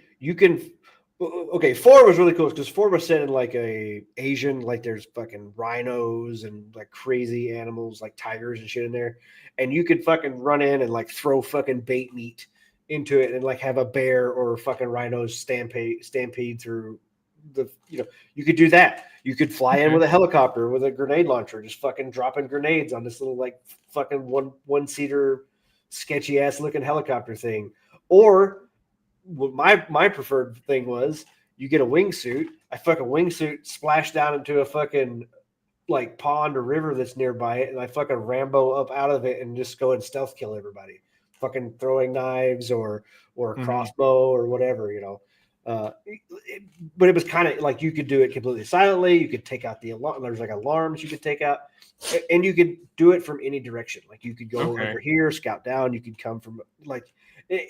To me, it's like a really cool open world sandbox first person shooter. And that's why I liked them because like I said, I like first person shooters, but a lot of times it's all online PV. Like think Battlefield. Honestly, here's what we should do, Knight. I should get you a copy of Far Cry 5 or 6, and those two are both like co-op all the way through, Mm-hmm. and we can just co-op those games. Okay. And then you can kind of get a look at of what that's like or whatever. Okay. And because to me, like I said, they're a lot of fun, and you Okay. can get fucking big ass silence 50 cal sniper rifles or whatever. Like they got a bunch of Interesting. different cool guns or So you can basically, it's go- just make your own game is what it is. Yeah, You got the story, but you get to play it how you want. It's not Yeah. telegraphed, and you've got to do this or you no, won't. right. Hmm. So anyway, Okay. yeah, we'll definitely we should make a plan of that at some point in the future. Okay. Get you on like a Far Cry 5 or 6 or something. I don't know if it's capped at 2 people. I can't remember. Either way, super fun game to play. So 7. I actually, if anything, I'm hyped about a game. Would be hyped about it, but it is Ubisoft, and I don't know if they won't try to step on their own dicks like they have with every other game in the past couple years, obviously. So we'll see. Okay. I'm curious. Does it say? It says the insider, so it doesn't. It just says the leak, so it's not saying like who's running the studio or whatever. Yeah. So, Yeah, I think it's too soon, but supposedly we're going to be up in Alaska in this game. well, yeah, I read that they're talking about like mission names: Aerospace, NASA HQ, Verizon Center, and JFK Center. So these are like stadiums. A Verizon Center normally indicates like a stadium Yeah. or whatever. NASA HQ, probably some satellite Mhm. thing in. But I'm sure there is something like that in Alaska. I would imagine. Oh yeah. So yeah, I mean, like I said, very cool, and it says lush, which Alaska is also very Got a crazy wildlife ecosystem up there. Yeah. So there's probably gonna be fucking moose and bears and like fucking giant grizzly bears and shit, honey badgers or some kind of something of the like. Wolves would be another one, big one up Yep. there. Yeah, man, super cool. Like I'm super stoked. Yeah, I found that, and I thought that was the more positive news of that. But it's like, okay, if that's dropping today at the same time, this leak is coming out. It's at the same time you're freezing your stocks. Well, so Far Cry was one of the titles that was also sold. So it was Far Cry, Assassin's Creed, and was it Ghost? Was it the Tom Clancy series, or it was? What was the other Ubisoft series that Tencent got? I don't remember. They bought a stock in 3 of their IPs, and then they're supposed to do like a spin-off studio to produce. It's like a spin-off collaboration studio between Ubisoft and Tencent. Was it with the 3 main IPs? It was Assassin's Creed, Far Cry. Uncharted? Was that part of them? No, Uncharted. I don't think so. That's Sony. Okay. That's Then the thing. so it would have been in Far Cry, Assassin's Division. Creed, The and Division. Division. That's what it was. The Division. So Okay. Anyway. So yeah. Anyway, we got. I told you to go to bed. Why aren't you in bed? Go to bed. Bro, what is wrong with you? I'm going to get the tape out, ain't I? He keeps chewing on his foot for some reason. Stop that. Nom nom nom nom nom. Stop it. Because food tasty. Tasty Doritos. Bro, Exactly. you are so fucking annoying. Ubisoft has made themselves into a shell of a company. Well, that's just it too. It's like, is it a shell or is it like a fucking overfilled bag of shit? Well, because I think they said that one report that they had like almost 19,000 employees or some shit across all of their studios and stuff. Jesus. Yeah. It's like, what the fuck, man? And that's the bigger problem why that's one of the things that they credit why Assassin's Creed Shadows was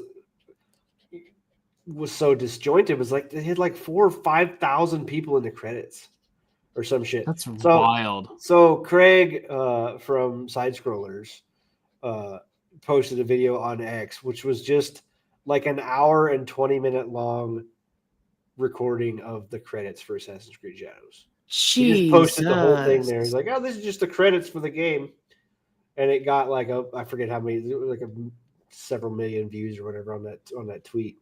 But yeah, it's like an hour and a half long. It's like I think they said there was over 5,000 or something credits in that game. Well, how is it not going to be a disjointed mess when you have like a studio across this country making the fucking sword, and then you've got the hand guy making it across the world over here, and like nobody's just like making shit together, I guess.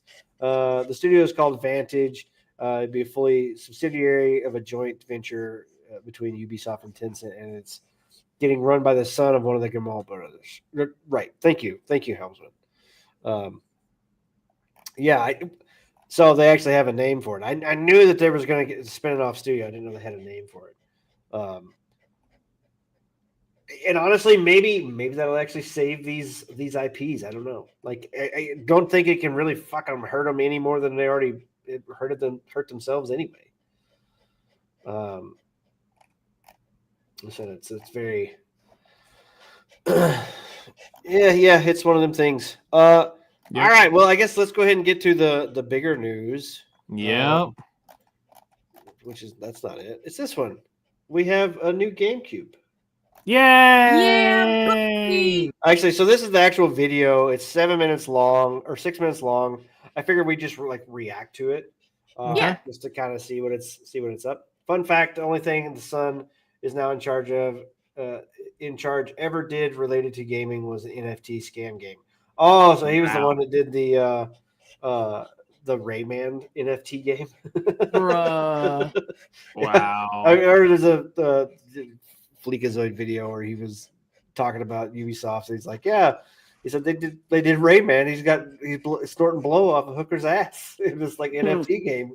Woo, got Raymond. All right, let's check out the Steam Deck here. No, it was completely outside of Ubisoft. Oh, okay. Well, Rayman was owned by Ubisoft, correct? I think that was rare. Maybe you mean the NFT scam game was outside of Ubisoft. Okay, I understand that. I'm following. Okay. This is Steam Deck. This is very quiet. Hang on. Find the volume button. Oh, that lets you take your Steam library with you anywhere. We're pretty proud of it. People who own Steam Decks have been playing everywhere. Better? And we couldn't be happier with the response we've heard from all of you. We're excited to talk about the future of Steam Deck, but not today, because this isn't a video about the future of Steam Deck. This is a video about the future of Steam hardware. Today, we're announcing 3 new members of the Steam hardware lineup. All connect you with powerful PC gaming. All are optimized for gaming with Steam, and all are shipping in early 2026. 2026. Let's start with this one. Yeah, this I'm actually interested in. This is the new Steam No, I'm not controller. interested anymore. I'm uninterested. The new Steam controller puts looks like all of shit. your Steam games at your fingertips, so you can play wherever and however you want. Just like with Steam Deck, we want you to be able to play any game with your Steam controller. Wait a minute, Even what the games fuck? never built with a controller in mind. It has all the great features from Steam Deck, like trackpad, Steam is gyro, unironically and replacing back Xbox. buttons, all in a comfortable form. Steam is unironically Its replacing next generation magnetic gaming. thumbsticks let you play with improved responsiveness and longevity. We've put capacitive touch sensors on the thumbsticks and now on the back of the controller too, so you can enable precision. That might not be gyro that bad. It gaming looks with the touch ugly of your as shit, thumb though. or your pinky if you're feeling fancy. Play for way too long with a rechargeable lithium-ion battery that allows for over 35 hours of playtime. Like that. With Steam Controller, we want to make charging and wireless pairing something that's actually easy. That's why we created the Puck. The Puck is a combination wireless adapter and magnetic charger included with every hell Steam yeah. controller. Snap it on to charge. Once you're charged That up, actually does make a snap it lot off more again. sense, dude. than You trying can to, play like, over Bluetooth. I got an or a Xbox wired controller. I had to connection, buy a too. dongle The new for Steam it. I had to buy controller fucking works with any rechargeable device running batteries and shit. Steam Like, or Steam Link, whether it's come a on, man. PC, And I wish I Mac, could use handheld, my smartphone, fucking PS5 Steam Deck, controller on or it, the new which you Steam can machine. if you wire it. Oh, I don't know this what's is the new fucking Steam play with machine. wires. Yeah, no, that design feature, like, that's your wireless deal, and then you just snap it together and it charges. That's fucking brilliant. Steam Machine It's is GameCube. a powerful gaming PC Yep. in a small but mighty I love package the GameCube. designed for your games on the big New screen. GameCube. It's quite I hope. which is I hope they crazy, call it a since it's fucking 6 times more- GameCube, and I hope Nintendo tries to go after them. Fuck them. Fuck Nintendo. I hope they call Just being it. This petty. is the Steam GameCube. Steam Powerful Cube. as a Steam Deck, GameCube. Steam powered by a Cube. discrete, semi-custom AMD GPU, Steam Cube that enabling plays games. 4K gaming at 60 frames per second with FSR. Oh look, it's a crappy Steam game. Machine runs SteamOS made for a bigger screen, built for gaming in your living room, your office, or wherever you play, with the rest of your PC accessories. So I was watching Steam Machine a borrows some great features from Steam Deck, Nexus like lightning videos. fast sleep and What the hell was wake, it? What's and it? SD Like card PC slots Nexus or to whatever easily the expand your the storage. channel is. They were doing a It brings some new breakdown tricks of its own, of this, like a all the customizable hardware and LED stuff strip, that's in this. which can show different system functionalities. The problem with it Or was your own light show. they start talking Steam about Machine is a PC. mega flop so run point whatever 6 software or you whatever want, something and it something, works and I'm with like, all your I favorite just zone desktop out. and I can't games. focus on what they're Steam talking Machine is about. designed You know what I to mean? They work start talking hand in about hand like with the Steam controller. crazy Like, names and hey, The shit. low I latency don't know what wireless that is. connectivity of the Steam controller puck built right in, and it's great for streaming your games So okay, to your phone, so it immediately hooks up to the Steam controller. tablet, laptop, Steam Deck, or Steam Frame. Oh, yep. Ooh. This Steam is Frame. So they got a new VR headset. It's a standalone device. Steam it's Frame literally Yeah. a next console. generation VR. So Ooh. it's Streams the all meta. your Steam games, So meta. VR and non-VR alike. I actually and like, is comfortable, lightweight, the- wireless. I have a interface. meta. Steam Frame uses camera-based tracking, so getting into your games is as easy as slipping on the headset and I waking have it a up. Quest 2. Steam I think Frame it is, controllers. or is Yeah, it that's what I have. Quest? Included with the Yeah, that's headset, a medical. Are designed it's with a all laggy the piece of inputs you shit. need for your VR titles. There's- like it's not motion great. It controls does and work, capacitive but it's not tracking for super all your great. fingers, as well I as a split can't really game see This- my layout this- to work with your anymore. whole Steam As library. far as They VR even feature the systems same go, magnetic thumbsticks as Steam controller. This looks a lot lighter. It looks nicer. right? Well, it's standalone. You don't like the Valve Index and stuff. Like you'd have to set up your fucking trackers in each part of the room or whatever. The cool part about the Meta Quest that I enjoyed about it is like if you were standing up to play, when you put it on, it prompts you and you draw a circle around you. And if you go Yeah. outside of that circle, like it knows where It'll you're pause at. the game and it'll be like, Yeah, "Hey, yo, it'll you it'll go show a like, little oh, far." you're gonna get into a wall or you're gonna bump into shit or whatever. So I actually like a wireless version of a VR headset. And not that I'm a big VR guy, but if I'm going to be in VR, I would much rather it be. Well, not only that, be on the Steam OS because you have to go through fucking Facebook. And all the Exactly. meta That's bullshit another thing with- that kind of with the pisses me off. Quest. And then it's So- like trying to connect your Steam on your Meta is such a pain in the ass. Yeah. I don't know Oh why. yeah. Super aggravating. So anyway, so this is an add-on to the PC, or is it? No, this is a standalone console. It's not called a console per se. It's basically a portable PC like the Steam Deck. What's but the doesn't price have its own tag? screen. It's on Steam. For responsiveness and I longevity. think they wound up Steam saying Frame that also they're aiming pairs for seamlessly with the 400. new Steam controller. Yeah, A great because it's a companion for 3060 playing in it. non-VR games in the headset. To make sure streaming Yeah, is smooth so and stable no matter what. Those Nexus Steam guys Frame said, includes a wireless adapter Wait. that lets you stream your games from your PC. "Oh, that's fucking cool." Did you see that? So basically, New Steam you controller. just fucking plug Great this dongle companion in for when playing Yeah, I was you're non-VR looking games at VR. in the headset.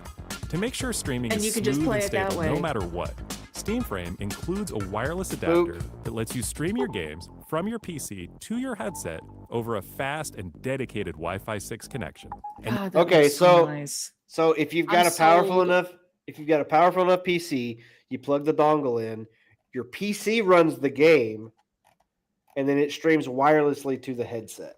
Now, I think the headset is also you can also save and play games on the headset too, but you can use your PC as the game like engine or whatever. Like that's what's running the game. Is all your All right. hardware on your PC. So the the game is hardware streamed of to your this, frame optimized for VR, using new technology that allows for the highest resolution streaming exactly where your eyes are looking. And Steam Frame is a PC, running Steam OS. In addition to streaming, you can they're install talking and about play dropping tons Steam of OS VR too, and which I'm non-VR very- games right in the headset without a host PC. You I'm can wondering also if they're just expand going to your put the onboard prices at the storage end to fit too. That's even what I was more games with letting a it micro play. SD card. It sounds like Steam controller, wants Steam even more of Machine, my money. and Steam Frame. All built with the same DNA as Steam Deck, all powered by Steam, work together, and can be used however you'd like with whatever peripherals and accessories you So, choose. okay, Every here's my thing. Like, I've been considering getting a Steam Deck anyway, and I don't play portable.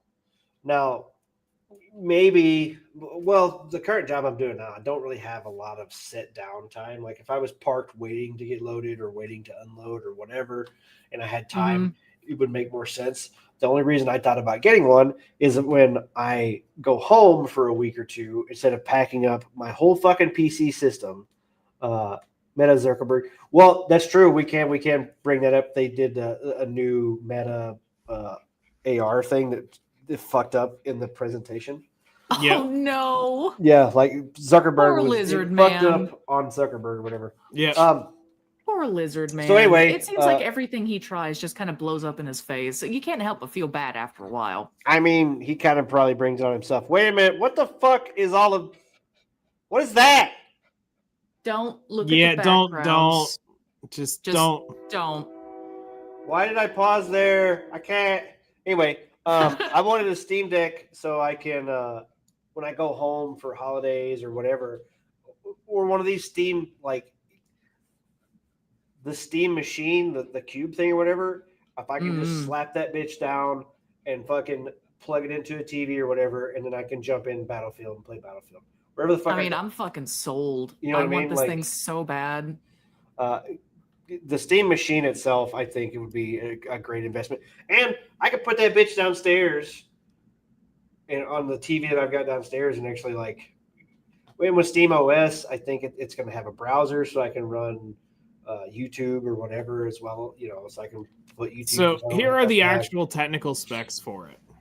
So the CPU is a semi-custom AMD Zen 4 6-core processor.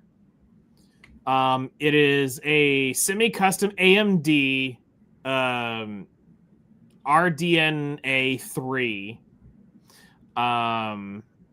The RAM is going to be 16 gigs of RAM, DDR5 installed on it, with 6 gigabytes of DDR6 in the VRAM.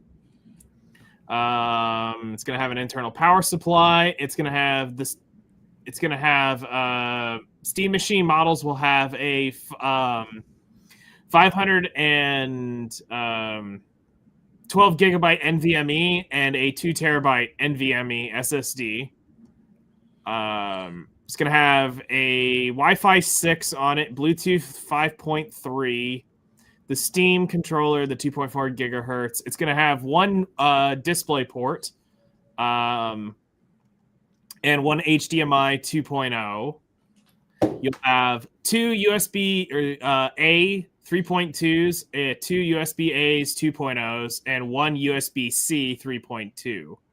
Gigabit Ethernet, and it's going to have an LED strip on it. It is in millimeters. It is 152 millimeters tall, 162 deep, and 156 wide. It weighs 2.6 kilograms, and it's going to be running SteamOS 3. So Helmsman brings up a good point. It's like moving gaming processing to the Steam machine will make PC gaming viable for streamers with older PCs that can't reliably run the streaming software at the same time as the game, especially for VTuber. Yeah, basically, here's your it issue. would have been my PC dream system. thing. Here's the issue. How do VTubers put their VTuber model on their stream if you're streaming it to... No.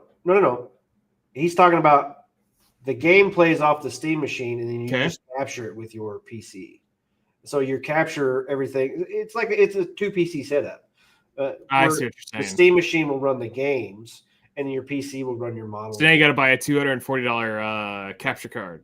Capture it at I mean, 60 I- FPS. Well, if what they're talking about with Steam OS and like that dongle thing or whatever, where they can just stream. So with the VR system that they were showcasing, you can plug this USB deal in, right? Okay. And your PC will play the game, and it will project it to your headset or whatever. If in Okay. reverse, all gamer streamers already have a good capture card. That's true. X'd it out. Well, I don't have a good one. I have one that I bought for $25 online, and it works. That's all that matters. And I know Knight's got the Elgato or whatever. But what I was saying was, like, if they make a system similar to how that deal broadcast to the VR system, let's just show how important this is. Basically, didn't Steam start their own capture thing? I have no idea, but let's just say that's how important it is. It's not even installed in my computer. Right. Well, you also got your pay-to-win computer now, so. I've actually just left mine plugged in because I'm too fucking lazy to unplug it nowadays. I think it's working to help my other screen be a screen.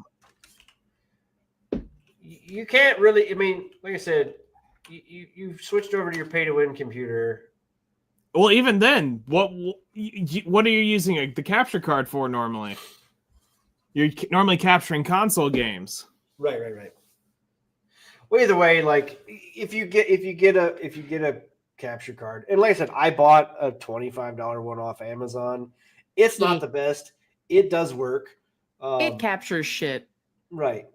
But if Steam comes around, because like they have a game recording, so instead of running like Nvidia's Shadow Play or whatever, like Steam has its own in-game, like you can just record shit through Steam.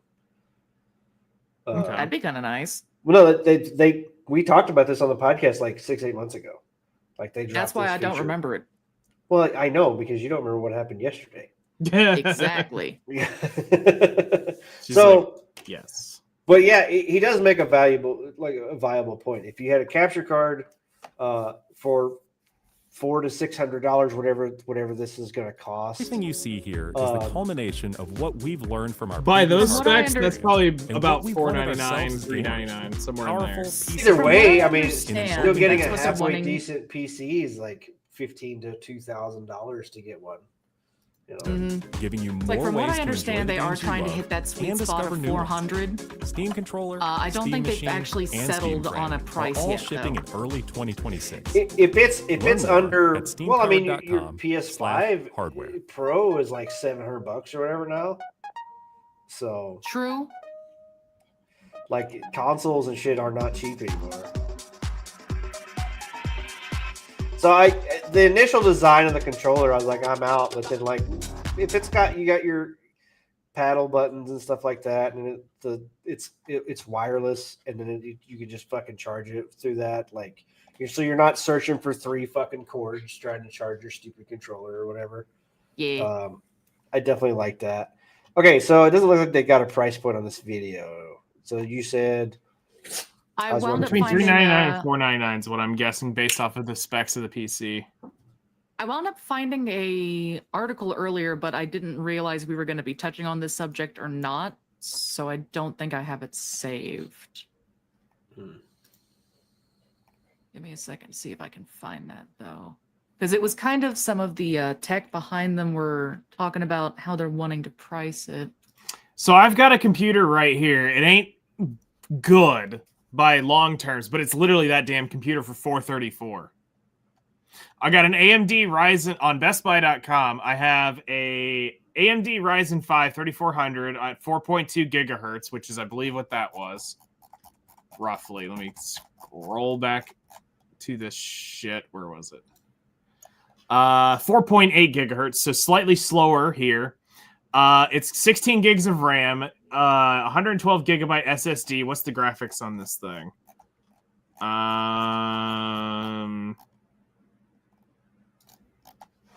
Specifications. The graphics card is a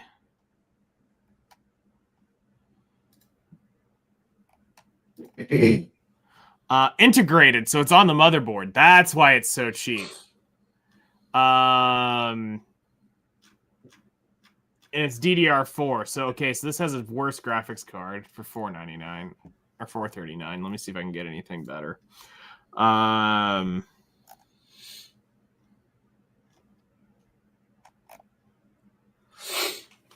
trying to find something with like a it's a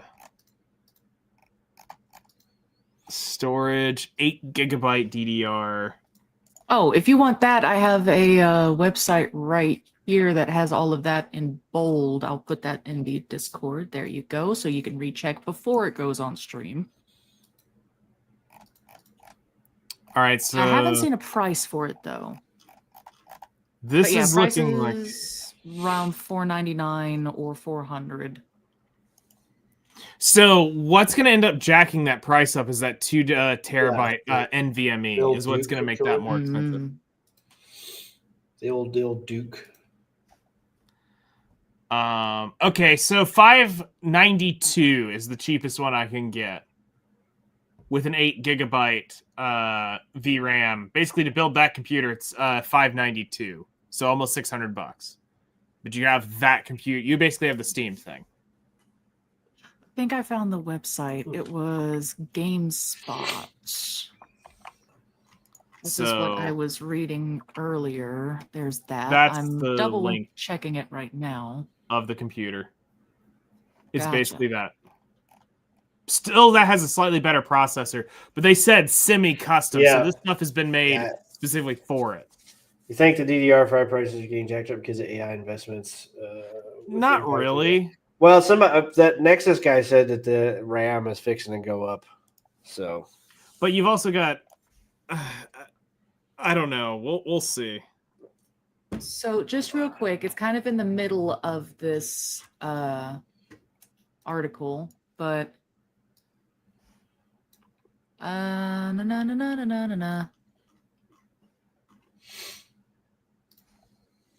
$400 is the sweet spot. Reese Elliott of Alina Analytics said the sweet spot for the Steam machine would be $400 for an entry model with a controller. This would really send a message as console manufacturers have been raising their prices. I think they're going to have multiple SKUs, are they? Well, they're going to have multiple Models. models. really? They would 2 machines, a 512 and a 2 terabyte. kind of like they Okay, did well, with you're the okay, Steam you're Deck as well. Okay, yeah. So they got a model that's just.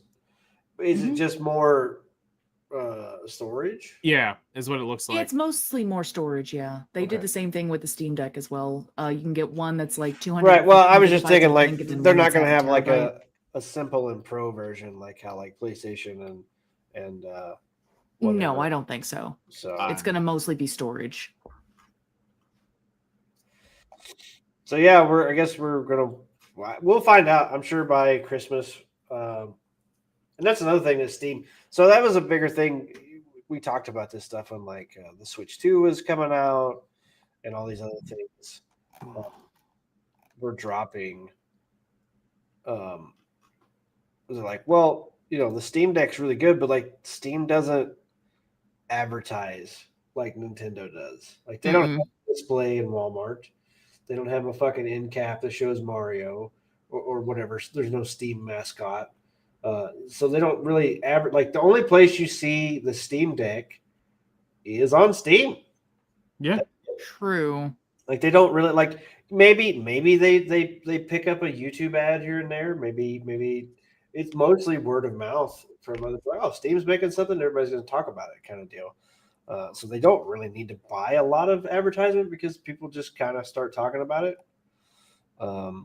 Which is At the same time, though, it wouldn't hurt it to do a little bit of outside advertising besides just word of mouth. No, it would definitely help it for sure. I'm just saying that, like, they Fucking make that bread, Steam. I mean, they're clearly doing it, so.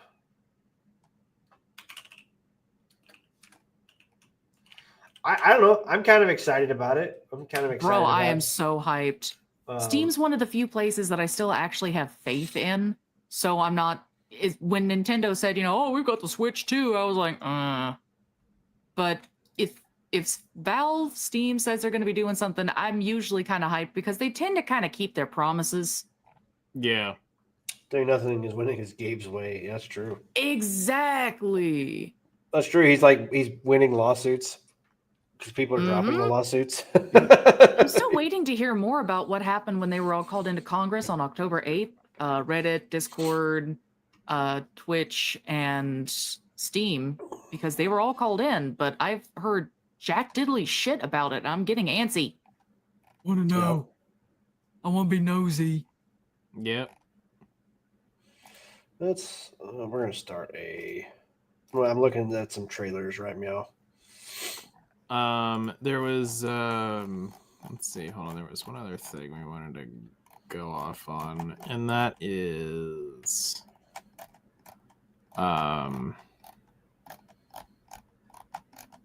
there was the MMO that got announced.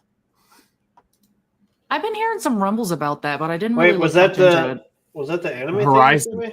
The Horizon Steel Frontiers is an MMORPG. And it's made by a different company with the same IP, and it doesn't look like trash. Wait. You're saying Sony's Horizon? Yeah, their IP. Here, I'll repost it. Yeah, send it to me because There you go. remember that the Chinese knockoff one that I thought looked better. Or Yeah, whatever? well, this is literally in their IP. Yeah. Well, Aloy looked good in the first game. Yeah, and then downgrade. All right, there we go. And then she got a little dose of DEI. Hang on, share this tab. Add the stage. Since Nemo knocked me off my stage. Oh, it's my stage now.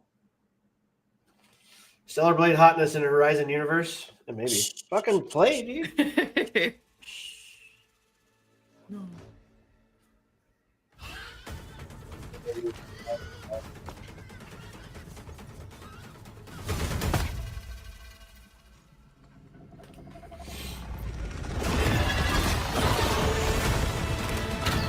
Was it like Light of Yttrium or some shit like that? Was that other?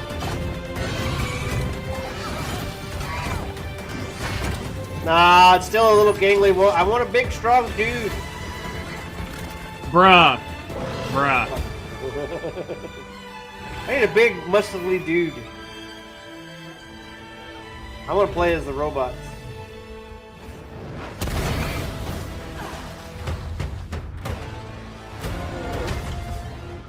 Dude, this is gonna be an MMO. We're gonna have to chop down so many trees.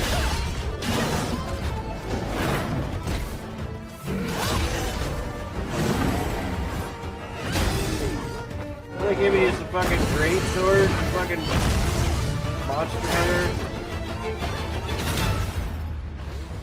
So that kind of, well, I don't know how well it would work in the MMO setting. I guess like the dismantling of the robots. Wait, what the fuck? That was cool. The dismantling of the robots is kind of the key, point of the game. Like you shoot parts of them. I'm gonna fucking take this bitch down like a fucking hat.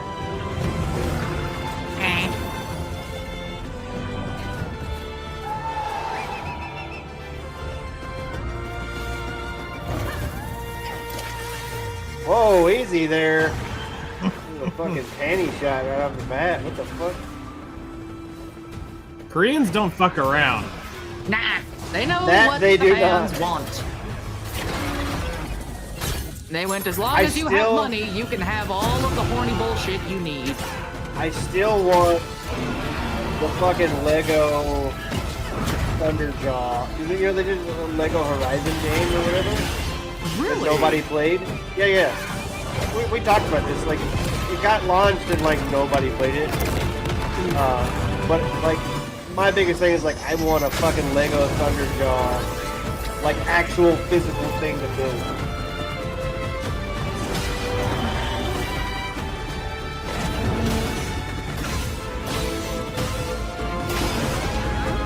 Very Monster Hunter vibes. Looks cool. We will see. We will see if that, because that's the light. They only made the tall neck set.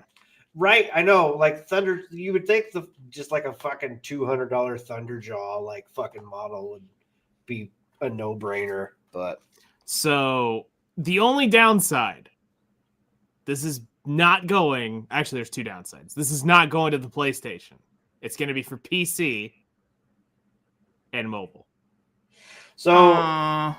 in the first game, I didn't hate Aloy as much. She did have her own like insufferable moments, sure, but she wasn't as bad. I never played the second one. I probably should play the second one just to see. Same with Spider-Man 2. I should just play them and see. Try to buy a copy off CD Keys or some shit, like not to give money directly to Sony. If I can get away with it. It's interesting for sure. I would definitely be curious on how it played. If it's an MMO. What has my concern is the mobile game slop shit that they're doing for all these MMOs. This is literally starting to become what I'm fearing is the same thing that happened with what's this called?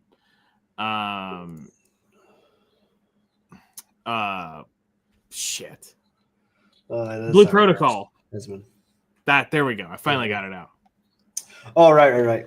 And it just turns into that garbage. Oh, excuse me. I don't want that. I can see that. Like I all I want is an MMO not made for a fucking mobile game. Stop. It'd be nice. Make a mobile game. Well, don't you know everybody has phones? Fuck you. Literally everybody that talked about Bethesda from then on. Yeah. This is for porn and occasional texts. The internet is for Yeah, porn. no, I agree. Why you think the net was born? My computer Porn. is for MMOs. Okay? Let me porn. have And it. also porn, probably. AI porn. There we go. But no, seriously, I'm the guy, I'm the MMO slut. I have far too many hours in MMOs of my life has been put into MMOs. And like, if we honestly add it up, I'm probably around 49,000 hours of my life is in MMOs. We know you don't have. Well, no, that's Black Desert, Elder Scrolls, World of Warcraft. If you think about it, though, them going to mobile makes a lot of sense because then you keep your fucking little mobile grubby MMO brain on your MMO even more because you can carry it around your fucking hand. Yeah. I mean, and it is a fucking huge install base, obviously, But I mean, the issue is when they derive it around. Let me put it this way. You can't make Black Desert on a mobile game.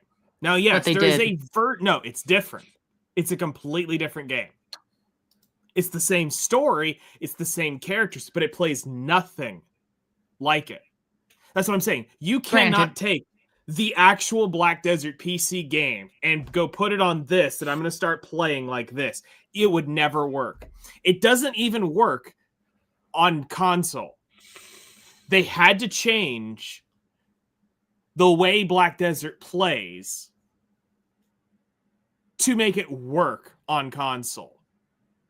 They created something very unique when they made that. Now, here's one that actually did work about the same. Elder Scrolls Online actually did work pretty well, honestly, going from PC to console. And here's why. Elder Scrolls uses the 1 through 5 keys for your skills. So it's WASD and 1 through 5. Tab will, if you're playing a couple of the classes that have skill bars, Tab would switch the skill bar and it'd be 1 through 5 again. So if you played an action skill, it's constantly hitting the let's say the 2 key. And so if I'm playing Dragonite and I'm using Molten Whip, 2, 2, 2, or whatever key I put it on, but 2 is because it was right above the forward key. So I'm Molten Whip, Molten Whip, Molten Whip. And it has, of course, it has the global cooldown of however fast I can hit it, in the game is as fast as I can rip it. In the console, it was just press X, X, X, and it was the molten whip. So it played okay. But Black Desert, in order to play it, you had to use, I'm going to enter it in chat so that you guys can see this. I'm going to put it over in the Twitch chat. So if I wanted to do a skill, it would be like shift plus W plus F. So it would be like that. Would be one skill just to get that skill off. Or if I wanted another skill, it would be shift plus Q would go to the next skill.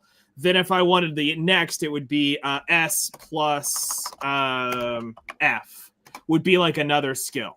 So you couldn't do that with how all the skills worked in Black Desert and make it work on console. You had to cut, actually, when it came down to it. In the game, they had to create things to where it was like, because I played it on Xbox.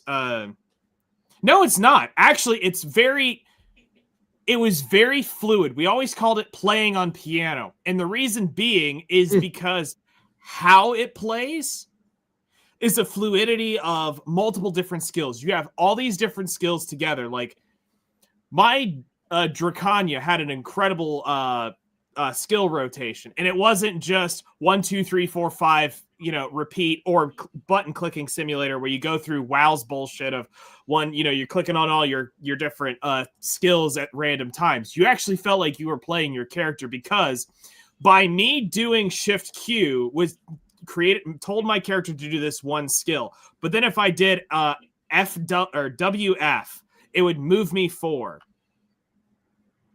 It actually made it feel like you were actually playing the character for real. It was the least boring MMO out of every single one I played, because you were the most engaged in playing because of how the skills moved you and your character. So, bringing that to console, they had to dumb it down on wheels, and those wheels, you could pick 10 skills. And you had to, out of those 10 skills, you had to press left trigger, like triangle, left trigger, square, left trigger, X, right trigger, whatever. And that's how you would trigger these skills. And it did not play the same. It was a lot clunkier to play it. You could play the core rotation, but what we noticed was it didn't have the same projection of damage because of how they tuned it. So what they ended up doing was making it where you would press like left trigger, square, and then as soon as the skill starts, you'd press square again and it would do the flow. You'd press square again and it would do another flow, where it was actually different on the PC. So I'm not gonna lie, this is why I don't play MMOs. It's because of the keybinds? No, your explanation almost put me to sleep. It sounds so fucking boring. I'm not gonna lie. It's like I don't know, man. I make fun. Like I jump into your streams and I poke fun, and I know how you enjoy these games. You enjoy the process of them, and I totally get that. I make fun like, oh, it's a point and click game. If you think about it, every single game is a point and click game. Every single one. First person shooters, you point and click. Like they're all point and click games.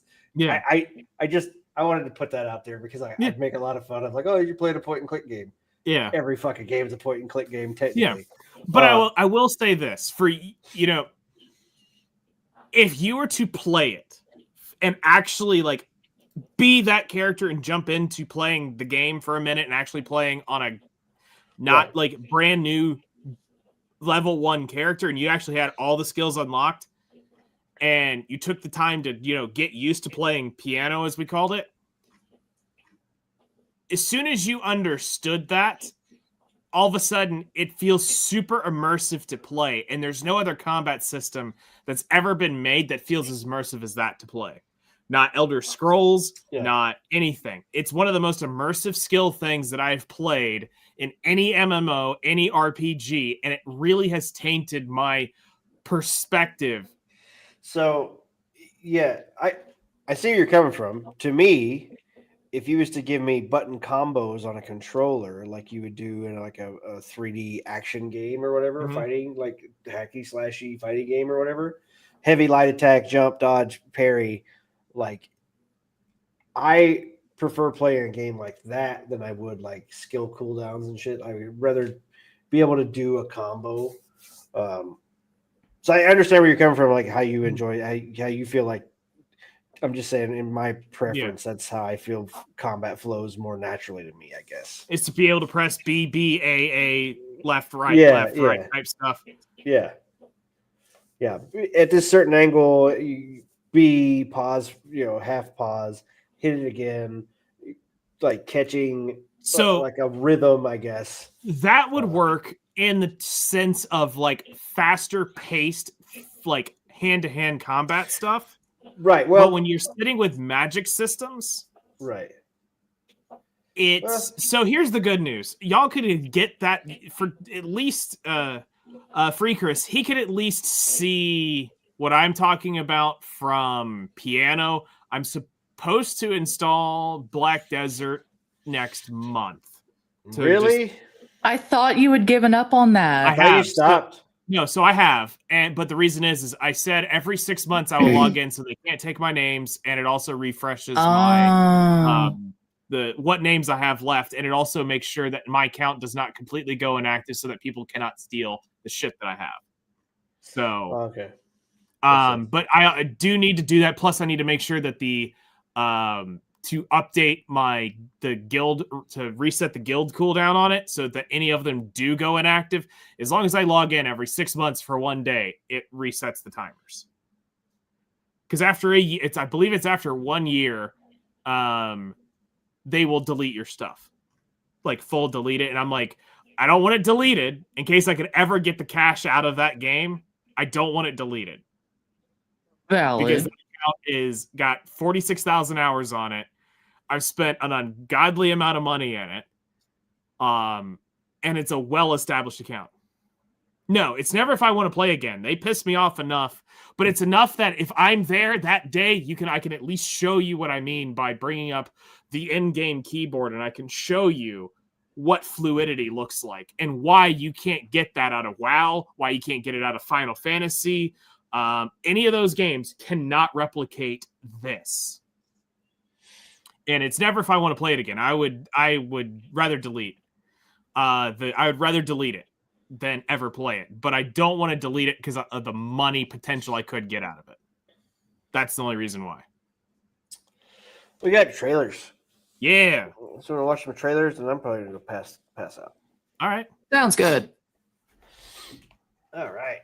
So we got the Tokon Fighting Souls, the Japanese, like Marvel fighting game. So already we've got winners just on the screen. You've got Ghost Rider, Captain America, Spider-Man, Doctor Doom, and Storm. Yeah, and they don't look sexy. DEI. Storm. And they don't look DEI. Have you not seen any of the trailers of this, Mike? No, I'm pretty out of stuff, as y'all know. Yeah, it appeared 1440. Yeah. Okay. So yeah, they the Marvel Rivals was a Chinese studio that did Marvel Rivals, obviously. And then this is I've heard a lot of people talk about Marvel Rivals. It's just the MOBA aspect of it. It's hero shooter. It's like Overwatch. Oh, so never mind. It's the other one. It's like Overwatch and Battleborn. Yeah. Yeah, they all have skills and cooldowns, and I'm not a hero shooter guy. I don't really care for that genre much, but a lot of people play it. So, and it looks cool. The characters all look really good.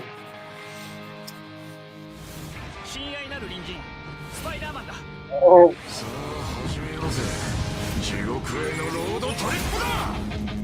Ghost Rider in Japanese is pretty shit.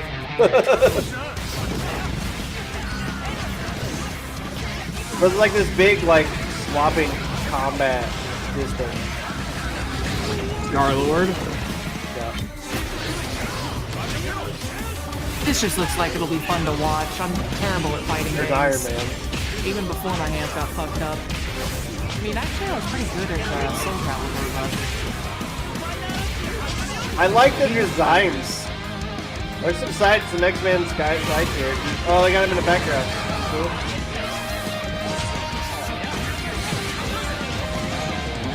Oh, I got Miss Marvel. Miss Marvel actually looks kind of neat. The online lobbies. cute. It's set up like The Weaver. Dragon Ball Fighters. Oh yeah. Oh, shit. There's your fucking ult. I honestly loved the character lobby in Dragon Ball Fighters because I had more fun going around spamming emotes with folks than I did actually Savage fighting. Land Rogue. I don't know. Like so far, I've seen Storm, Star-Lord, Spider-Man, Iron Man, Captain America, Doctor Doom, Marvel. Colossus Miss Marvel. was in it. Nightcrawler was in it. Well, they're in the background, like actual yeah. fighting characters. Oh yeah, I yeah. think it's just like those 6 or 7 right now, and they haven't really announced. As far as I've seen in the few trailers that I've watched of this so far, like those are the only ones that they've really shown. I'm sure they're gonna have more, obviously. Yeah. Wolverine. I'm sure we're gonna have a Wolverine. Have Like, to. why on earth would you make a fighting game and not put fucking Wolverine in it? That seems stupid. Especially if you've got Storm already, so you've got access to the X-Men. Yep. You've got access to Wolverine. I mean, so yeah, I'm sure we'll see a Wolverine in it. Having Star-Lord in it makes me wonder if we'll get like a Gamora. Yep. Thanos. A fucking Ant-Man. Yep. Maybe a Hulk or a She-Hulk. At least give us Hulk. Yeah, Like, you have to do the originals. You have to do the originals. Original Avengers. Yeah. Well, as I said, Ant-Man would be in there. Black Panther would be a cool. Thor. Thor, obviously, yeah. Yeah. The Thor character would be. Throw a hammer at people. You know, weirdly, there Hammer is Thor. Was there a Thor in the Marvel vs. Capcom? Did he make an appearance? I believe he made it in one of I them. think didn't he did. I can't remember. Not like it. Like my brain says that he did, but at the same time, like I'm not 100% sure. I think he did. I only had one of them, and I never really played it. Thor is a playable character in several Marvel vs. Capcom games, including Marvel vs. Capcom 3, Fate of Two Worlds, Ultimate Marvel vs. Capcom 3, Marvel vs. Capcom Infinite. So yeah, a Thor character, maybe a Captain Marvel, maybe a fucking Wasp or some shit. You know, I don't know. Just I mean, you could throw characters like the way Marvel Rivals, like they put in like fucking Squirrel Girl as a character, like they've thrown in some kind of obscure. You got Venom. BNC list. You know, you put a Venom in there. Yeah, fucking Bucky, like a Winter Soldier. Yep. It's kind of infinite, and I like it. And it's got this like cool, like new aesthetic that doesn't look over the top and stupid. Like, you know, like remember when they put the X-Men in like fucking black leather or whatever, you know, they went too far or whatever. Okay, so there's that one. Let's go to the next one. We got a Fatal Frame remake. I thought I had a feeling that Nemo might enjoy Fatal Frame. Haven't seen a Fatal Frame title in a while. So this is Minakami Village. Team Ninja. What did they do recently? Yeah, it's a remake. Honestly, I really enjoyed the second one. But I'm worried that they're going to tone down a lot of the scenes, which will make me less than pleased. Looks pretty. Hurry, leave the village. If you can get out I'll of the be honest, village, it didn't you'll take be much able to make to this game escape your pretty. It fate. was pretty to begin with. Yeah. Right. Let go. Together. But like the up-res models and stuff. Twins. Doesn't really feel like they've upped the resolution all that much, in my opinion. That's different. I don't really like how that is.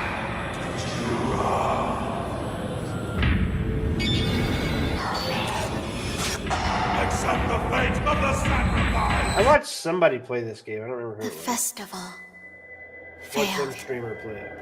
They did Ninja Gaiden 4 all recently. because Okay, that You was Team ran Ninja. away.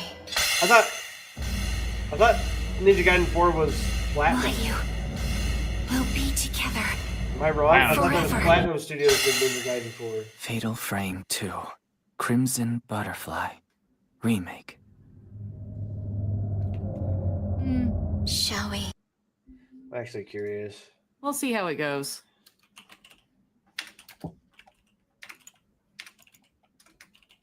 Ah, fuck, I can't spell.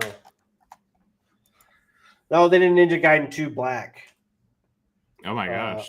Platinum Games did Ninja Gaiden 4. Yeah, okay. Team Ninja did the remake of Ninja Gaiden 2.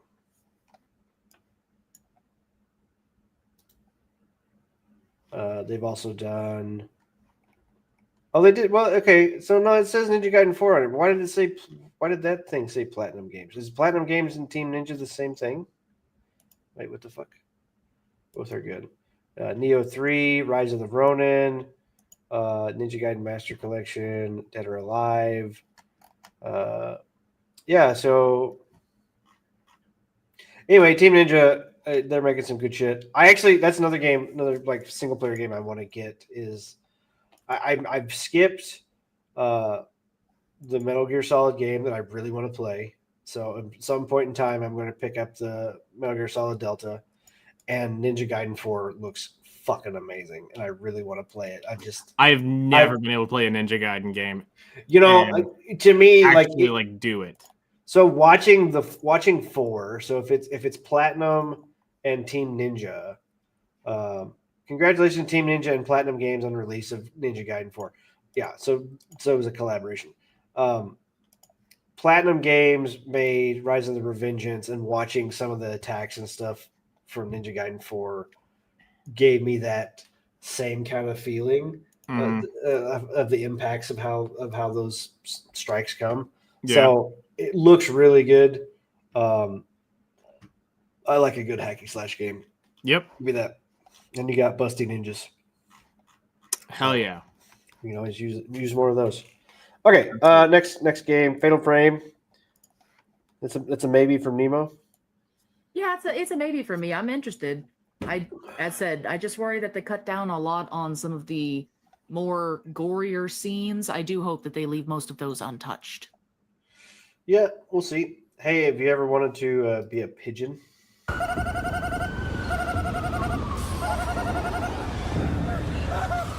And an old person.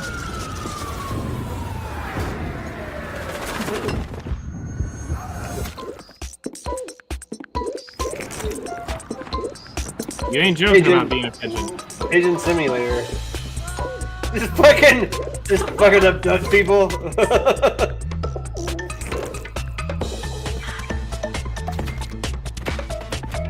You just shot that from your ass? You had to shoot it from somewhere.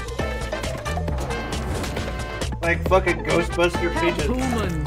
It's Goose Simulator with wings. Yeah, it's definitely physics based. I'm so for this. This looks terrible. Oh, you can still shit on things while you sit on the pile of poop.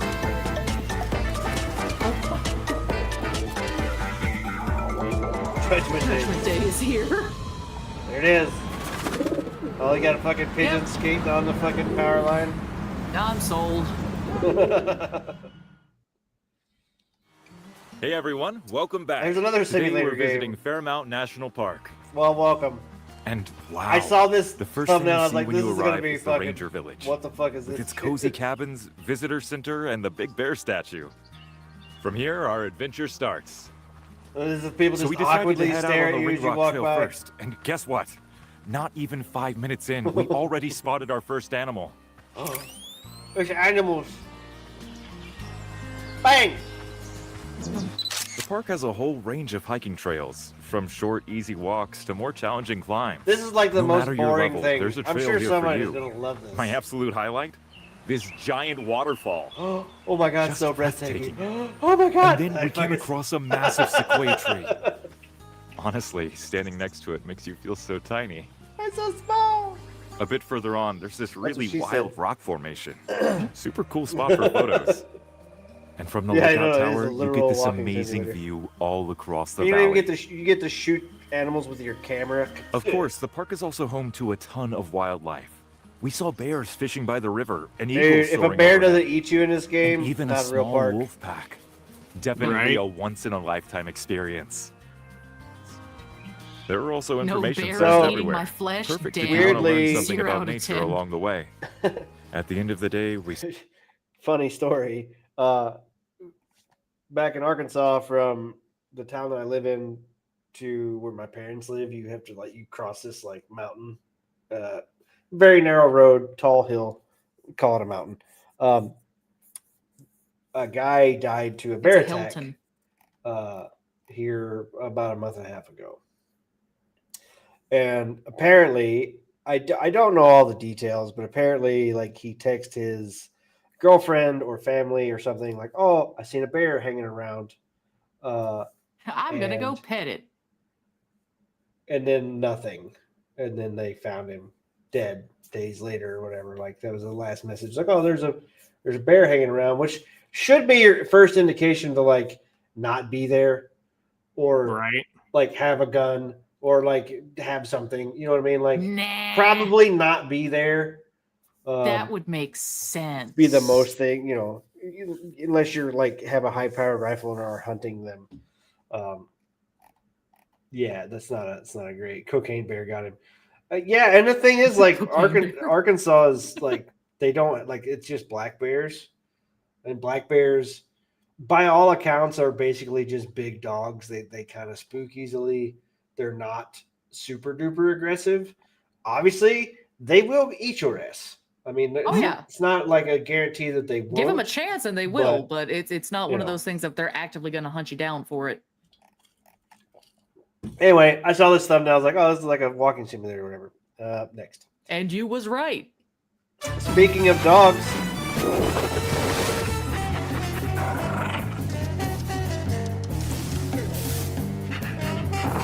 this is Barkor. We watched this trailer, the first trailer, a while back. It's a 3D platformer. We can play it or something.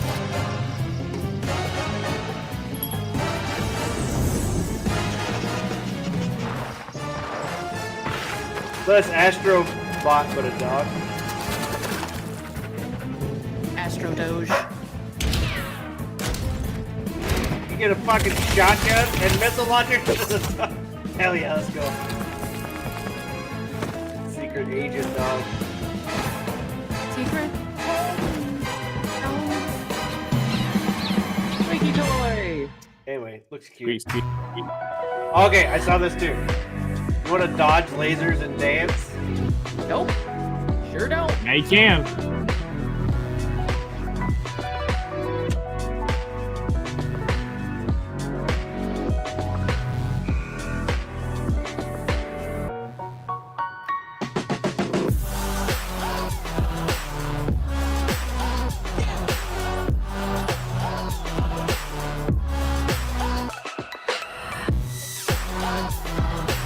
What the hell?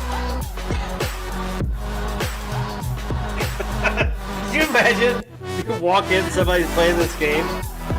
You don't see lasers. They're just fucking moving around Right.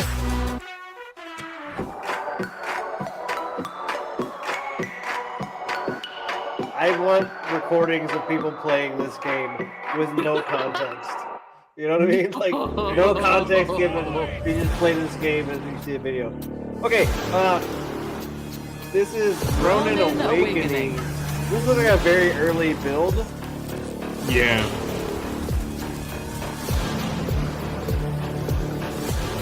I'm seeing some Unreal 5. I kind of caught that in the small snippet. Look at her butt though. That armor weirdly is not on her cheeks. Everywhere else, it's on her cheeks.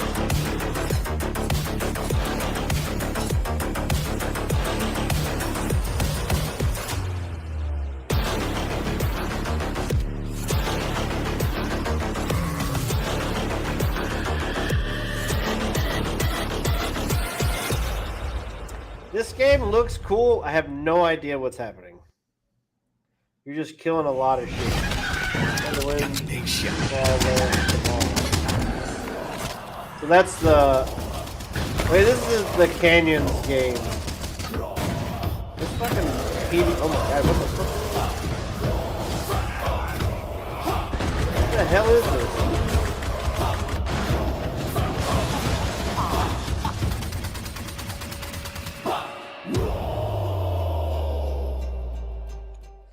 Another game. Looks cool. I have no fucking clue what's happening. It was during what I believed would be my final battle Oh, here you go. that you appeared before me. Dynasty Warriors? Yep. Hope you're a Dynasty Warriors fan, Nemo. I was for a while. I more enjoy the older Dynasty Warrior games and like the Legends games. of the Yellow Earth, fly by my side. These games look really cool. I've never played one. the new age I recommend the older ones in all honesty. I'm not saying that I think these are bad or any way, but I don't know. The Origins, Dynasty Dynasty Warriors. Being forced to play as a static character when I'm so used to being spoiled by others, it makes it hard. Because I was a huge fan of the Empire games where you're able to create your own character. They don't talk, of course. But, I mean, you get to choose what you look like, go through like that, or you at least play as some of the actual notable characters from the various As dynasties. Kind of all the trailers that I'd come up with. So Okay. this is all the ones that jumped out at me. I'm with Nemo on this one. Used to be Super and Dynasty Warriors. I've They always just seen kind of them. started I've overselling it. I've seen them for years. You know, I just have never played one. I played Persona 5 Strikers, which is a similar It's a Dynasty Warriors-esque. Whatever that combat system is, where you fight hordes Mm-hmm. of people. All right. Well, it's 9:30, almost 10 o'clock. I am tired as shit. Valid. I am going to go pass out. Thank Alrighty. you, every single person that has come by and decided to listen to our nonsense and join in and talking to us on here. This has been a lot of fun. I am hyped about the Steam machine, and so we'll see. We'll have more news when it comes out. We'll be back here next Thursday, episode 93. I know I keep saying I'm going to ask more people to guest. I've just been working super Eventually late, and we I keep will. forgetting to ask. So, but yeah, thank you everybody. Thank you Nemo. Thank you Nightingale. Yeah. Guys, go check them Mm-hmm. out. They're streaming a lot more than I am. We hang around. So, everybody have a good one. We will Yeah. talk to you next week. Yep. Take care of yourselves. Until we everybody. meet again. Bye. Remember. Where's the button? There it is. Just hit.